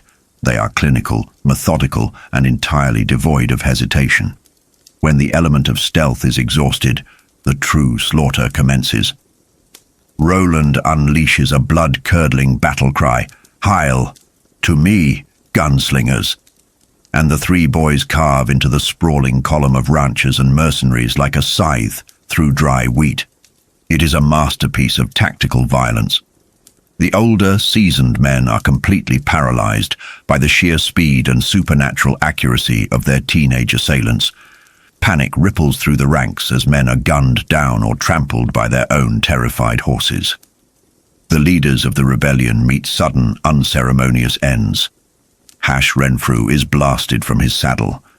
The treacherous rancher Lengil is executed mid-sentence with a hole between his eyes. The dim-witted De Pape is shot before he can even untangle his weapon. The myth of the Big Coffin Hunters dissolves into a chaotic, bloody reality. Finally, Roland bears down on Eldred Jonas. In a pathetic, desperate bid for survival, Jonas holds the bag containing the wizard's glass aloft, threatening to smash the priceless artifact. He believes Roland will hesitate, assuming the young leader values the magical prize above all else. But Jonas fundamentally misunderstands the heart of a true gunslinger. Roland does not pause. With terrifying calm, he fires, obliterating the blue coffin tattoo on Jonas's hand, vaporizing his flesh and forcing him to drop the sphere. As their horses collide, Roland catches the falling bag and fires 2 point-blank rounds into the old mercenary's face, ending the life of the failed gunslinger in the dusty dirt. The battle concludes in a deafening, wind-swept silence. The desert floor is littered with the dead, the remaining forces having fled in absolute terror. Alain and Cuthbert sit atop their mounts, dazed, their youthful faces masked in the grit and blood of their terrible rite of passage. They have survived the fire, yet the victory is immediately eclipsed by a darker doom. Ignoring Cuthbert's nervous warnings, Roland opens the drawstring bag. The irregular labial pulse of the pink light washes over his smooth cheeks, reflecting in his pale eyes. As the mists within the grapefruit part, Roland looks deeply into its cursed depths, losing himself entirely to the seductive, mind-bending power of the glass, stepping off the edge of reality and plunging into the unforgiving currents of Ka. The cold heart and the poisoned crowd. The corridors of the mayor's estate felt less like a home and more like a tomb as the young woman was marched down into its depths. The grip on her arm belonged to the late mayor's sister, a hold that was not inherently sadistic, but rather driven by an unrelenting, terrified resolve. The older woman's cold demeanor masked a deep-seated panic. The neatly ordered world of the barony was unspooling, and she was desperate to maintain control. Thrusting her captive into the frigid dark of a root cellar, she locked the heavy door, leaving the young woman surrounded by the earthen smell of potatoes and despair. But even as the bolt slid into place, the echo of the young woman's defiant warning lingered in the older woman's mind. A seed of doubt had been planted, a psychological splinter warning her that the men she relied upon might never return. Meanwhile, a mile away, the pulse of the town beat with a dangerous, erratic rhythm. The local tavern was suffocatingly packed, yet eerily silent. This was the day of the reaping fair, a time historically dedicated to revelry, release, and the celebration of the harvest. Instead, the town had been robbed of its catharsis by midnight murders and escaped fugitives. The psychological state of the crowd was a powder keg of denied rituals. Human beings, when deprived of their expected communal release, will inevitably seek a scapegoat to bleed off their escalating tension. They were a collective storm cloud, swollen with anxiety and fear for their crops, waiting for a lightning strike to direct their wrath. That lightning arrived in the form of 2 women pushing through the saloon doors. One was the ancient, decaying witch of the hills, radiating a malignant, almost vampiric vitality. Her lips were stained a terrifying crimson, a stark contrast to the deathly pallor of the woman walking stiffly beside her. This second woman was the captive girl's own aunt. The psychological unraveling of the aunt is one of the most chilling aspects of this tragedy. Consumed by years of repressed desires, bitter jealousy, and a twisted sense of moral superiority, the spinster had weaponized her own internal misery. Standing before the sullen mob, prompted by the witch's theatrical malice, the aunt delivered a venomous sermon. She painted her own flesh and blood as a seductive traitor, a harlot who traded her body for political status in a faraway land, and a cold-blooded murderer. The witch, understanding the primal mechanics of mob mentality, expertly plucked the strings of their deepest fears. She suggested that the unpunished crimes would taint the soil, cursing the very harvest they depended upon to survive the coming winter. To cleanse the earth, the old blood magic was required. The aunt, her face a mask of puritanical madness, gave them the ancient words of sacrifice. She demanded her niece be given to the flames. The crowd did not roar, they sighed in dark collective agreement. The ancient, terrifying mechanisms of the harvest sacrifice had been fully activated. The simple boy and the grieving widow. Far from the suffocating dread of the tavern, a boy of simple mind but profound loyalty lay gasping on the grassy plains. He had run until his lungs burned in a desperate bid to follow the captive girl, only to be snapped back to reality by a vicious bite from his stubborn mule. This moment of painful, absurd comedy serves as a brilliant contrast to the overwhelming darkness encroaching on the land. It propelled the boy forward, overriding his physical exhaustion. Riding the beast toward the coastal estate, his mind was consumed not by grand strategies, but by a pure, unadulterated devotion to his friends. When he finally breached the courtyard of the grand house, he found it deserted, save for an old, drunken groundskeeper screaming at the daytime moon before passing out in the dust. The sheer silence of the estate was heavy, thick with the residue of recent violence. Sneaking through the grand halls, the boy expected the heavy hand of a guard at any moment. Instead, he encountered the mayor's widow. The widow's transformation in the wake of her husband's assassination is a study in quiet, overlooked strength. Stripped of the superficial political games she had been forced to endure, grief had paradoxically honed her. She was no longer the dithering, dismissed wife. She was a woman operating with absolute moral clarity. Knowing the captive girl was innocent, the widow immediately enlisted the simple boy's help, proving that in times of catastrophic systemic failure, salvation often comes from the most marginalized and underestimated individuals in society. The Pink Storm and the Dark Tower. Miles away, the young gunslinger was completely disconnected from the physical realm, his consciousness abducted by the malevolent pink sphere of ancient glass. He was trapped in a metaphysical typhoon, a swirling storm of pink light that carried him across the very fabric of existence. The glass is not merely a window, it is a sentient predatory artifact that feeds on emotion and manipulates the viewer by showing them unbearable truths mixed with strategic omissions. The psychic journey forced upon the boy was apocalyptic. He flew over dead lands and blasted mountains, descending into a realm of ultimate shadow and decay, a place where time ran backward and the dead walked. This was the edge of the world's end. But the true psychological anchor of his vision was the voice that guided him, a cosmic entity that directed his gaze toward a single, awe-inspiring structure. The Dark Tower. Rising against a blood-red horizon, the colossal grey-black spire was the linchpin of the multiverse, the nexus where all lines of reality intersected. The boy could feel its immense gravity, but also its sickness. The tower was crumbling, infected by a metaphysical cancer that threatened to unravel every dimension and timeline in existence. The cosmic voice delivered a prophecy of devastating cruelty. To save the tower, he would have to sacrifice everything and everyone he loved, and even then, the doors might remain forever locked to him. This is the exact crucible where the boy's humanity is permanently scarred.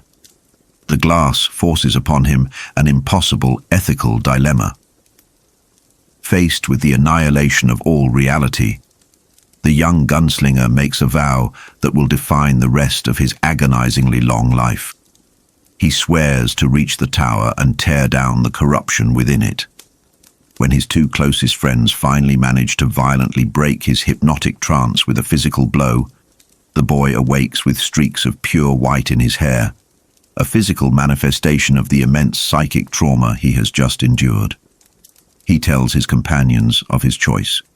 He chooses the fate of the universe over the girl he loves, convincing himself, based on the incomplete visions of the glass, that she will somehow survive the day. It is the tragic birth of a relentless, pragmatic survivor. The distraction and the flight.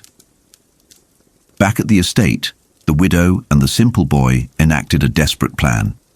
The boy, armed with nothing but stolen firecrackers and a match, ignited the draperies in the upper parlours. The resulting explosions and smoke easily panicked the superstitious aging guards stationed outside the cellar, clearing the path. The widow and a loyal maid liberated the battered captive, navigating the hidden servant corridors to reach the stables. The widow's plan was sound: to ride north toward the hidden coastal caves of her youth, anticipating that the search parties would naturally sweep west. She ordered the simple boy to ride back as a decoy to misdirect any pursuers. The parting between the young captive and the loyal boy was heartbreakingly tender, a fleeting moment of pure grace amidst the escalating terror. She kissed him, thanking him for a loyalty that transcended duty. It would be the last time he ever saw her, a memory that would haunt him, yet remain a beacon of light in his fractured mind. The oil and the inferno. In the harsh light of the desert, the three young gunslingers descended upon the enemy forces guarding a massive stockpile of crude oil. Their approach was a masterclass in psychological warfare and tactical audacity. Utilizing the stolen hand signs of their enemies, they casually infiltrated the perimeter before unleashing absolute hell.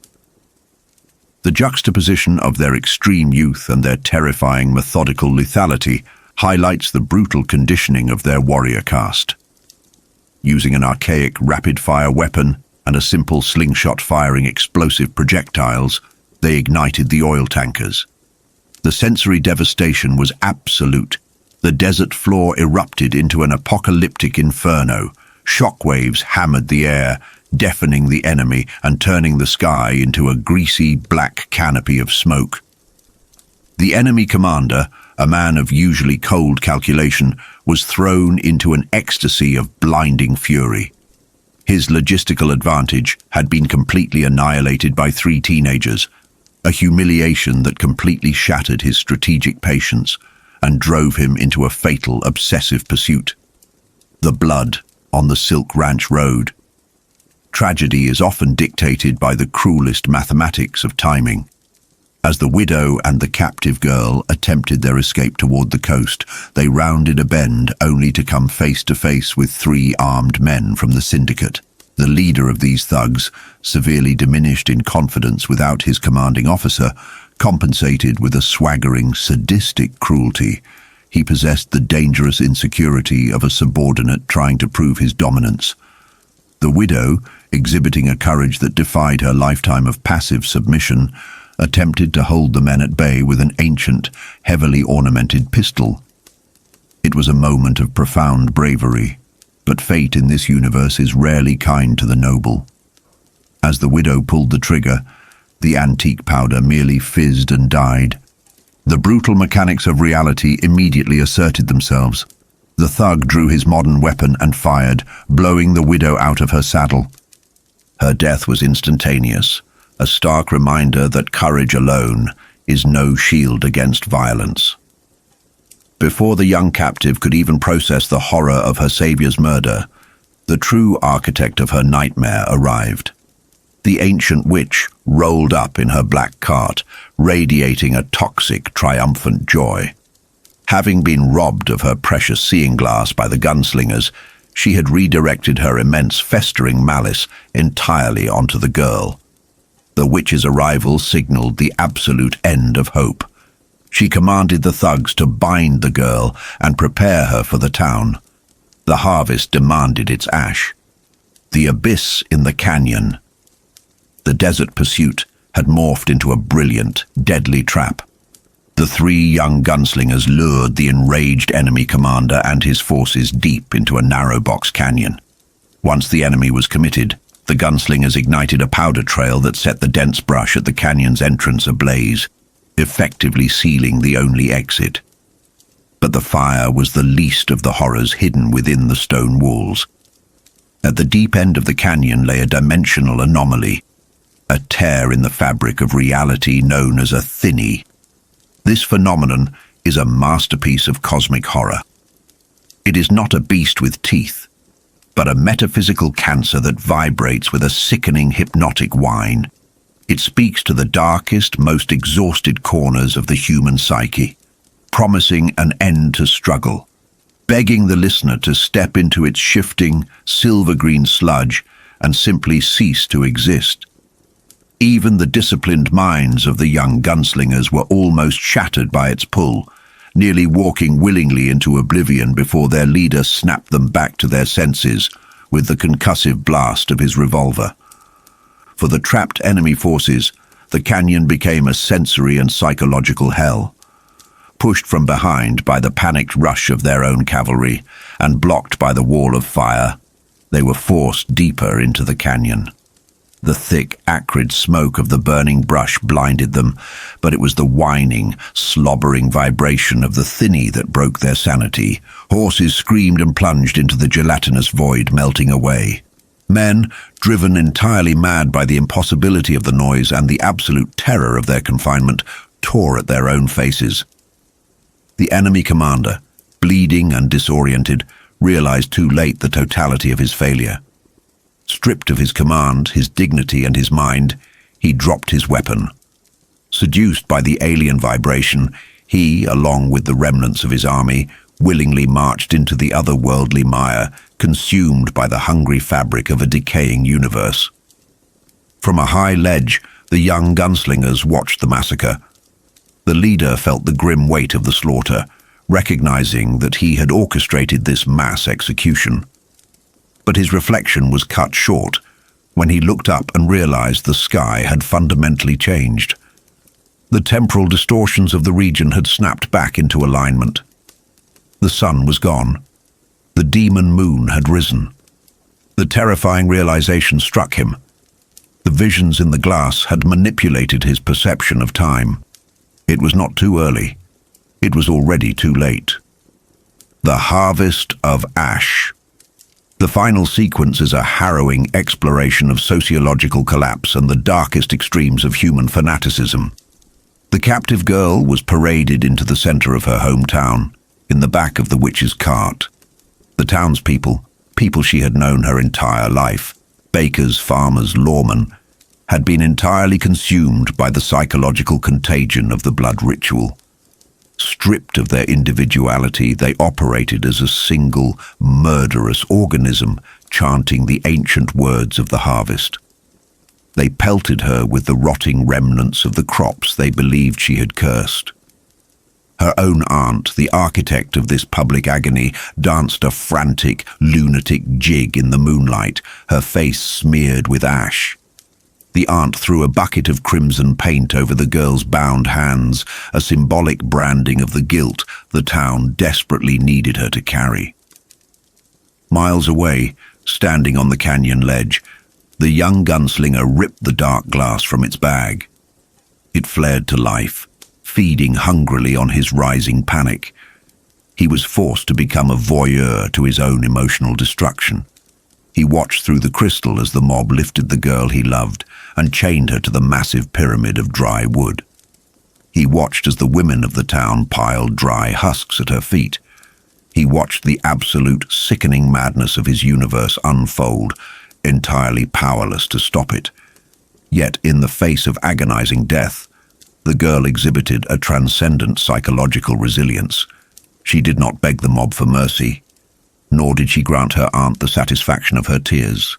She murmured an old childhood litany of the forest and the stream, centering her mind on the purity of the natural world and the memory of her love. As the torches were thrown and the flames erupted around her, she drew in a final breath of cool night air. Defying the heat, the pain, and the hatred of the crowd, she screamed her love for the gunslinger into the night sky. She died enveloped in the memory of his blue eyes and his laughter, escaping the cruelty of the physical world into the dark. The broken shell. On the distant cliffside, the young gunslinger's sanity fractured. His screams contained no words, only the raw, animalistic howling of a soul being ripped apart. He clung to the pulsing glass until the very moment her life was extinguished, at which point the sphere went cold and dark, having consumed its fill of his agony. His body simply shut down, collapsing into the dust like a discarded puppet.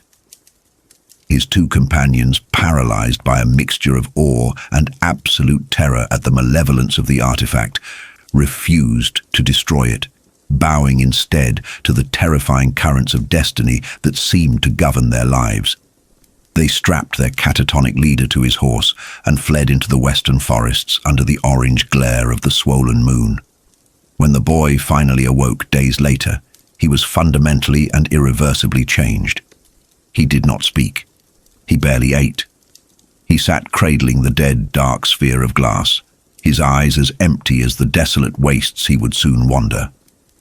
The romantic, hopeful youth had burned to ash on that bonfire alongside his heart.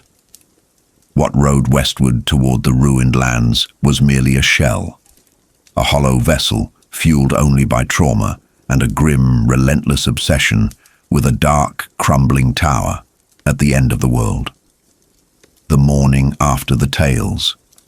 Silence finally reclaims the Kansas Turnpike, a silence that feels heavier than the night that preceded it.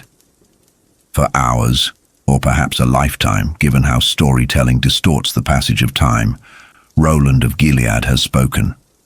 He has poured the poison of his past into the ears of his new Ka-tet, excising the festering memory of Susan Delgado and the Mejis barony. Now, as the sun rises behind the distant glimmering silhouette of a glass palace, the gunslinger drinks from a waterskin not to quench his thirst, but to wash away the heat of the tale. He looks like a man surrendering, steaming in the morning air, cleansed but utterly exhausted. There is a profound psychological shift here. For the first time, Roland has allowed himself to be vulnerable, to be the boy he was rather than the hardened killer he became.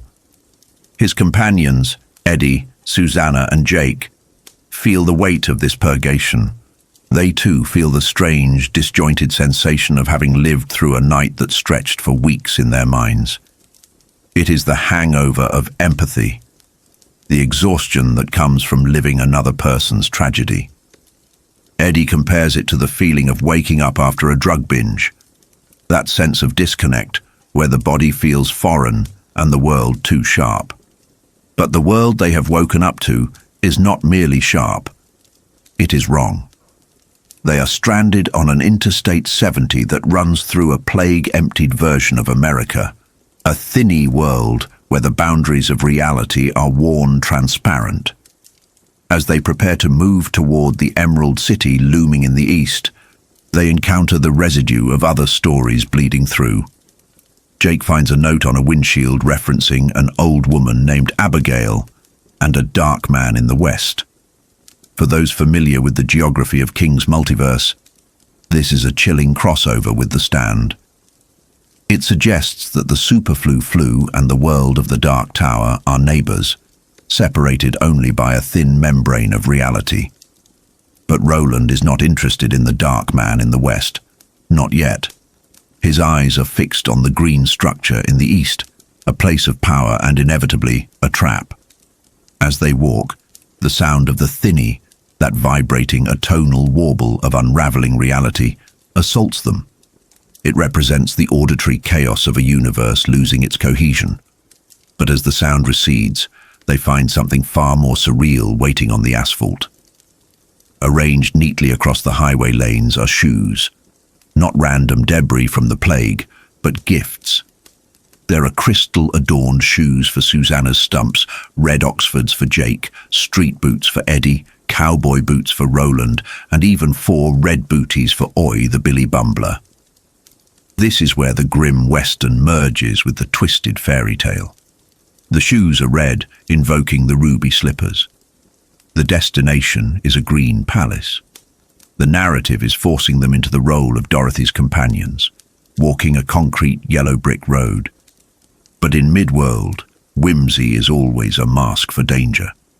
These gifts are not benevolent. They are a script the Ka-tet is being forced to act out. The ruby slippers of the apocalypse. The convergence of L. Frank Baum's The Wizard of Oz and Roland's decaying world creates a jarring cognitive dissonance. As the group examines the red footwear, they realize they are caught in a riddle of cultural subconsciousness. Eddie, Susanna, and Jake, children of Earth, recognize the specific imagery of the movie and the book. Roland, however, perceives it through the lens of his own world's history. He does not know Judy Garland, but he senses the high speech in the term Oz. They discuss the nature of the wizard. In the fairy tale, the wizard is a humbug, or as Jake accidentally spoonerizes it, a bumhug. A fraud who uses machinery to project power. This is a crucial bit of foreshadowing. They are walking into a trap set by a man who specializes in smoke and mirrors, a sorcerer who understands that technology and magic are often indistinguishable to the uninitiated. As they approach the Green Palace, the visual grandeur is undeniable, yet deeply unsettling. It is too beautiful, a radiant structure of emerald glass rising from the Kansas plains, marked with the sigil of the Crimson King, the Red Eye. This is not the home of a benevolent ruler, it is an outpost of the enemy. The gate barring their path is a masterpiece of dark artistry. Its bars are glass tubes, and swimming within them are tiny, suspended lives, shrunken women, birds, and creatures trapped in amber-like suspension. It is a wizard's gate, reflecting the colors of Maerlyn's rainbow, the 13 magical spheres of Midworld. The central bar is black, representing the Black 13, the most dangerous of the spheres. The psychological tension here is palpable. To enter, they must play the game. They must submit to the fairy tale logic. Jake, Eddie, Susanna, and Roland don the red shoes. The act is ridiculous, humiliating even for a warrior of Roland's stature, but it is a necessary ritual. They are acknowledging the power of the story they have trapped themselves in. They click their heels. Once, twice, thrice. The sound is not a click, but a chime that resonates through the crystal structure. It is a harmonic key. But the gate does not open immediately. They have forgotten the non-human member of their Ka-tet. Oi, the Billy Bumbler, must also participate. There is a moment of dark comedy as they manipulate the animal's paws to mimic the gesture, a frantic struggle against the absurdity of their situation. When they finally succeed, the black central pillar of the gate shatters. The way is open. Reflections of themselves, distorted by the red shoes and the green glass, walk beneath them in the mirror-smooth courtyard. They are crossing a threshold. Behind them lies the open road and the memory of Mejis. Ahead lies the confrontation with the present danger. They are walking into the heart of the bumhug, fully aware that the man behind the curtain is likely armed and dangerous. The man behind the curtain. The interior of the Green Palace is a cathedral of deception. The air is filled with the drone of machinery, a sound that connects this fantasy castle to the technological horrors of the subterranean city of Lud and the suicidal monorail, Blaine. The architecture creates a sense of crushing insignificance, with vaulted ceilings and glowing pillars that throb with light. At the end of a long, green corridor stands the throne room, a direct homage to the film, but twisted by the malice of Midworld. The throne itself is enormous, towering over them, flanked by pipes that serve as an organ of light. As they approach, a voice thunders from the hidden speakers. It claims to be Oz, the great and terrible. It claims to be Blaine. It is a voice of shifting identities, designed to disorient and terrify. But the Ka-tet has changed. The storytelling session on the highway has forged them into a single unit of will. They are not the frightened travelers who boarded the mono. They are gunslingers. Susanna, seated in her wheelchair, challenges the voice with a mixture of courtesy and steel. She demands to be sent back to the path of the beam. The voice retorts with threats, flashing the lights in a cheap display of pyrotechnics. It is theatrical, booming, and ultimately hollow. Eddie sees through the bum hug immediately. He recognizes the acoustics of amplification. He knows that the louder the voice, the smaller the man. The entity tries to intimidate them with the projection of a face in the smoke, the face of Jonas, the failed gunslinger Roland killed in his youth. It is a cruel psychological jab, meant to unbalance Roland, to make him flinch at the ghosts of his past. But the deception falls apart due to the keen senses of Oi. The bumbler is not impressed by light shows or projected ghosts. He smells a rat. Oi dashes toward a curtained alcove, tearing back the velvet to reveal the mundane reality behind the magic. There is no wizard. There is only a man in a headset, frantically operating a control console. And it is not a stranger.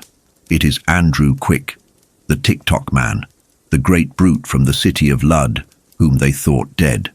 He survived his previous encounter, rescued and repurposed by a higher power to serve as a gatekeeper. The revelation triggers chaotic violence.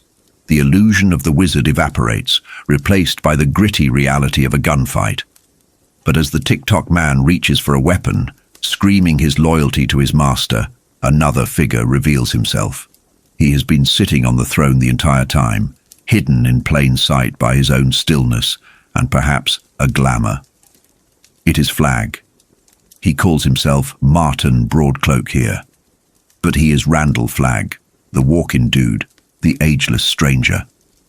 He is the sorcerer who seduced Roland's mother, the architect of Gilead's fall, the nemesis who has danced just out of reach for centuries. He sits casually, wearing jeans and a jacket, mocking them. He is the embodiment of chaotic evil, a creature who treats the destruction of civilizations as a game. The confrontation is brief and brutal. Eddie and Susanna execute the TikTok man with ruthless efficiency, their gunfire synchronized. Roland, seeing the face of his oldest enemy, pulls the trigger of his revolver. But bullets, at least physical ones, mean nothing to a sorcerer of Flag's caliber. The gun misfires. The ammunition has been dampened by magic or the toja of the thinny. Flag laughs, taunting Roland about the futility of his quest and the broken state of his body. He offers them a way out, abandon the tower, and live happily. It is the temptation of Christ in the desert, the offer of comfort in exchange for the soul. Roland refuses. He reaches for a different weapon, Jake's Ruger, a gun from another world, perhaps immune to this world's dampening magic. He fires. The shots shatter the throne, but Flag is gone, vanishing into smoke and mockery. He leaves behind only one thing, a pink glass sphere.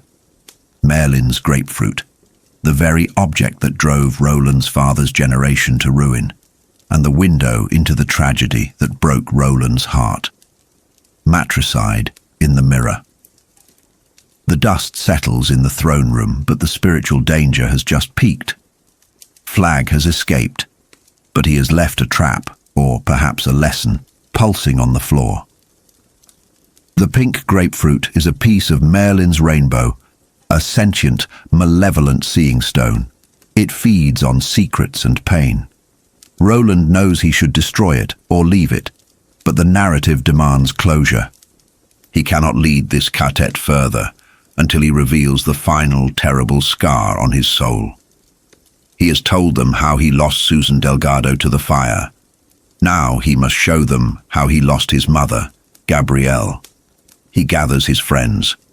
They join hands, forming a circuit of shared consciousness, and stare into the pink depth of the sphere.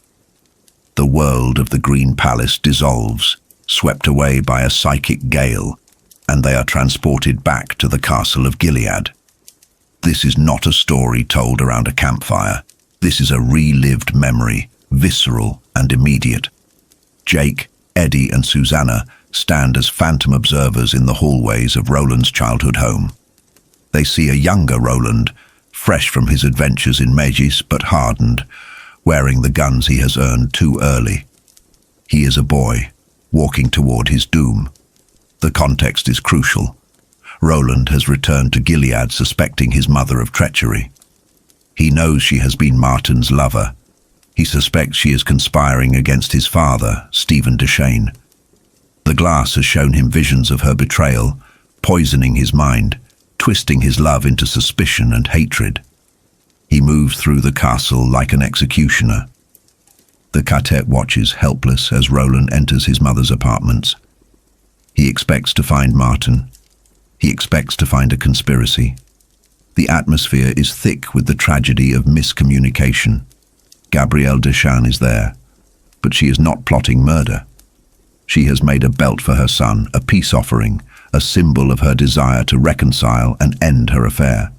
She hides, perhaps out of shame, perhaps to surprise him, but the wizard's glass is a liar. As Roland catches a glimpse of movement in the mirror, the sphere flares with pink light. It does not show him his repentant mother holding a belt. It overlays her image with that of Rhea of the Chaos, the hideous witch who burned Susan Delgado. In the reflection, Roland sees the monster who destroyed his life holding a serpent ready to strike. It is a reflex born of trauma. The gunslinger does not hesitate. He draws and fires. The roar of the heavy revolvers fills the room, tearing through the illusion and the flesh beneath it. The vision in the sphere clears. The Ka-tet sees the reality. Roland stands over the body of his mother. There is no witch, no snake, just a woman in a blue dress, dead by her son's hand. The gift she made him stained with her blood. It is a moment of absolute horror. This is the secret Roland has carried for decades. This is why he is a cold, distant man. He is a matricide, tricked by magic and his own honed reflexes into destroying the one person he was meant to protect. The emotional impact on the Ka-tet is devastating. They realize that Roland's quest for the tower is not just a duty, it is a penance. He is walking through hell because he believes he deserves to be there. The vision ends with the cackling laughter of Rhea echoing in their minds, a reminder that evil in Midworld is personal, vindictive, and lingering. The choice of the Ka-tet. They awake on the grass outside the Green Palace. The sky has changed. The stagnant white haze is gone, replaced by clouds moving in a steady, determined stream. They have found the path of the beam again. The Green Palace, stripped of its mystery, is just a distant structure on the horizon. The shoes on their feet have turned dull and lifeless, their magic expended. The physical exhaustion returns, but it is matched by a new emotional clarity. Roland has laid himself bare. He sits weeping, the invincible gunslinger reduced to a sobbing man who must confess his greatest sin. He expects rejection. He expects Eddie, Susanna, and Jake to turn away from him in disgust. He even offers them a release. He tells them that if they wish to abandon the quest, to find a way back to their own world, he will help them. He does not want to lead them to their deaths, as he did his original friends, Cuthbert and Alain. This is the final test of the Ka-tet. Roland is trying to push them away to save them, breaking the fellowship to spare them his curse. But he misunderstands the nature of the bond they have formed. They have shared the kef, the water of life. They have seen his worst crime and they understand the manipulation behind it. Eddie is the first to reject the offer. He refuses to leave. He recognizes that they are no longer just people from New York. They are gunslingers now. The world of Manhattan is gone for them. Susanna and Jake follow suit. They force Roland to accept a hard truth. He is not their captor, and he is not their master. He is their brother. They are Ka-tet, one from many. They share the burden of the tower, and they share the burden of the matricide. As they eat a meal of strange, trans-dimensional food found in their packs, including the metafictional Noz a la Cola, they discover a note left by Flag. It is a taunt, signed RF, warning them to turn back, marked with the sigil of a chaotic land called Thunderclap. It confirms that the enemy is watching, always one step ahead, but the warning is ignored. The group abandons the dead ruby shoes and the wheelchair. They stand up facing the direction of the beam. The symbolism is potent. They are leaving the fairy tale behind and returning to the epic. They are leaving Oz to find the Dark Tower. The final image is one of unity. They walk in the formation of a hand, Roland, Eddie, Susanna, Jake, and Oi. The trauma of the past, the burning of Susan, the murder of Gabrielle, has not broken them. It has welded them together. They follow the line of clouds, the invisible magnetic force of the beam, moving toward the nexus of all universes. The story of the past is finished. The story of the end begins now. Thank you for watching. If you want to hear more horror tales and dive into the lore of Stephen King novels, make sure to hit that subscribe button.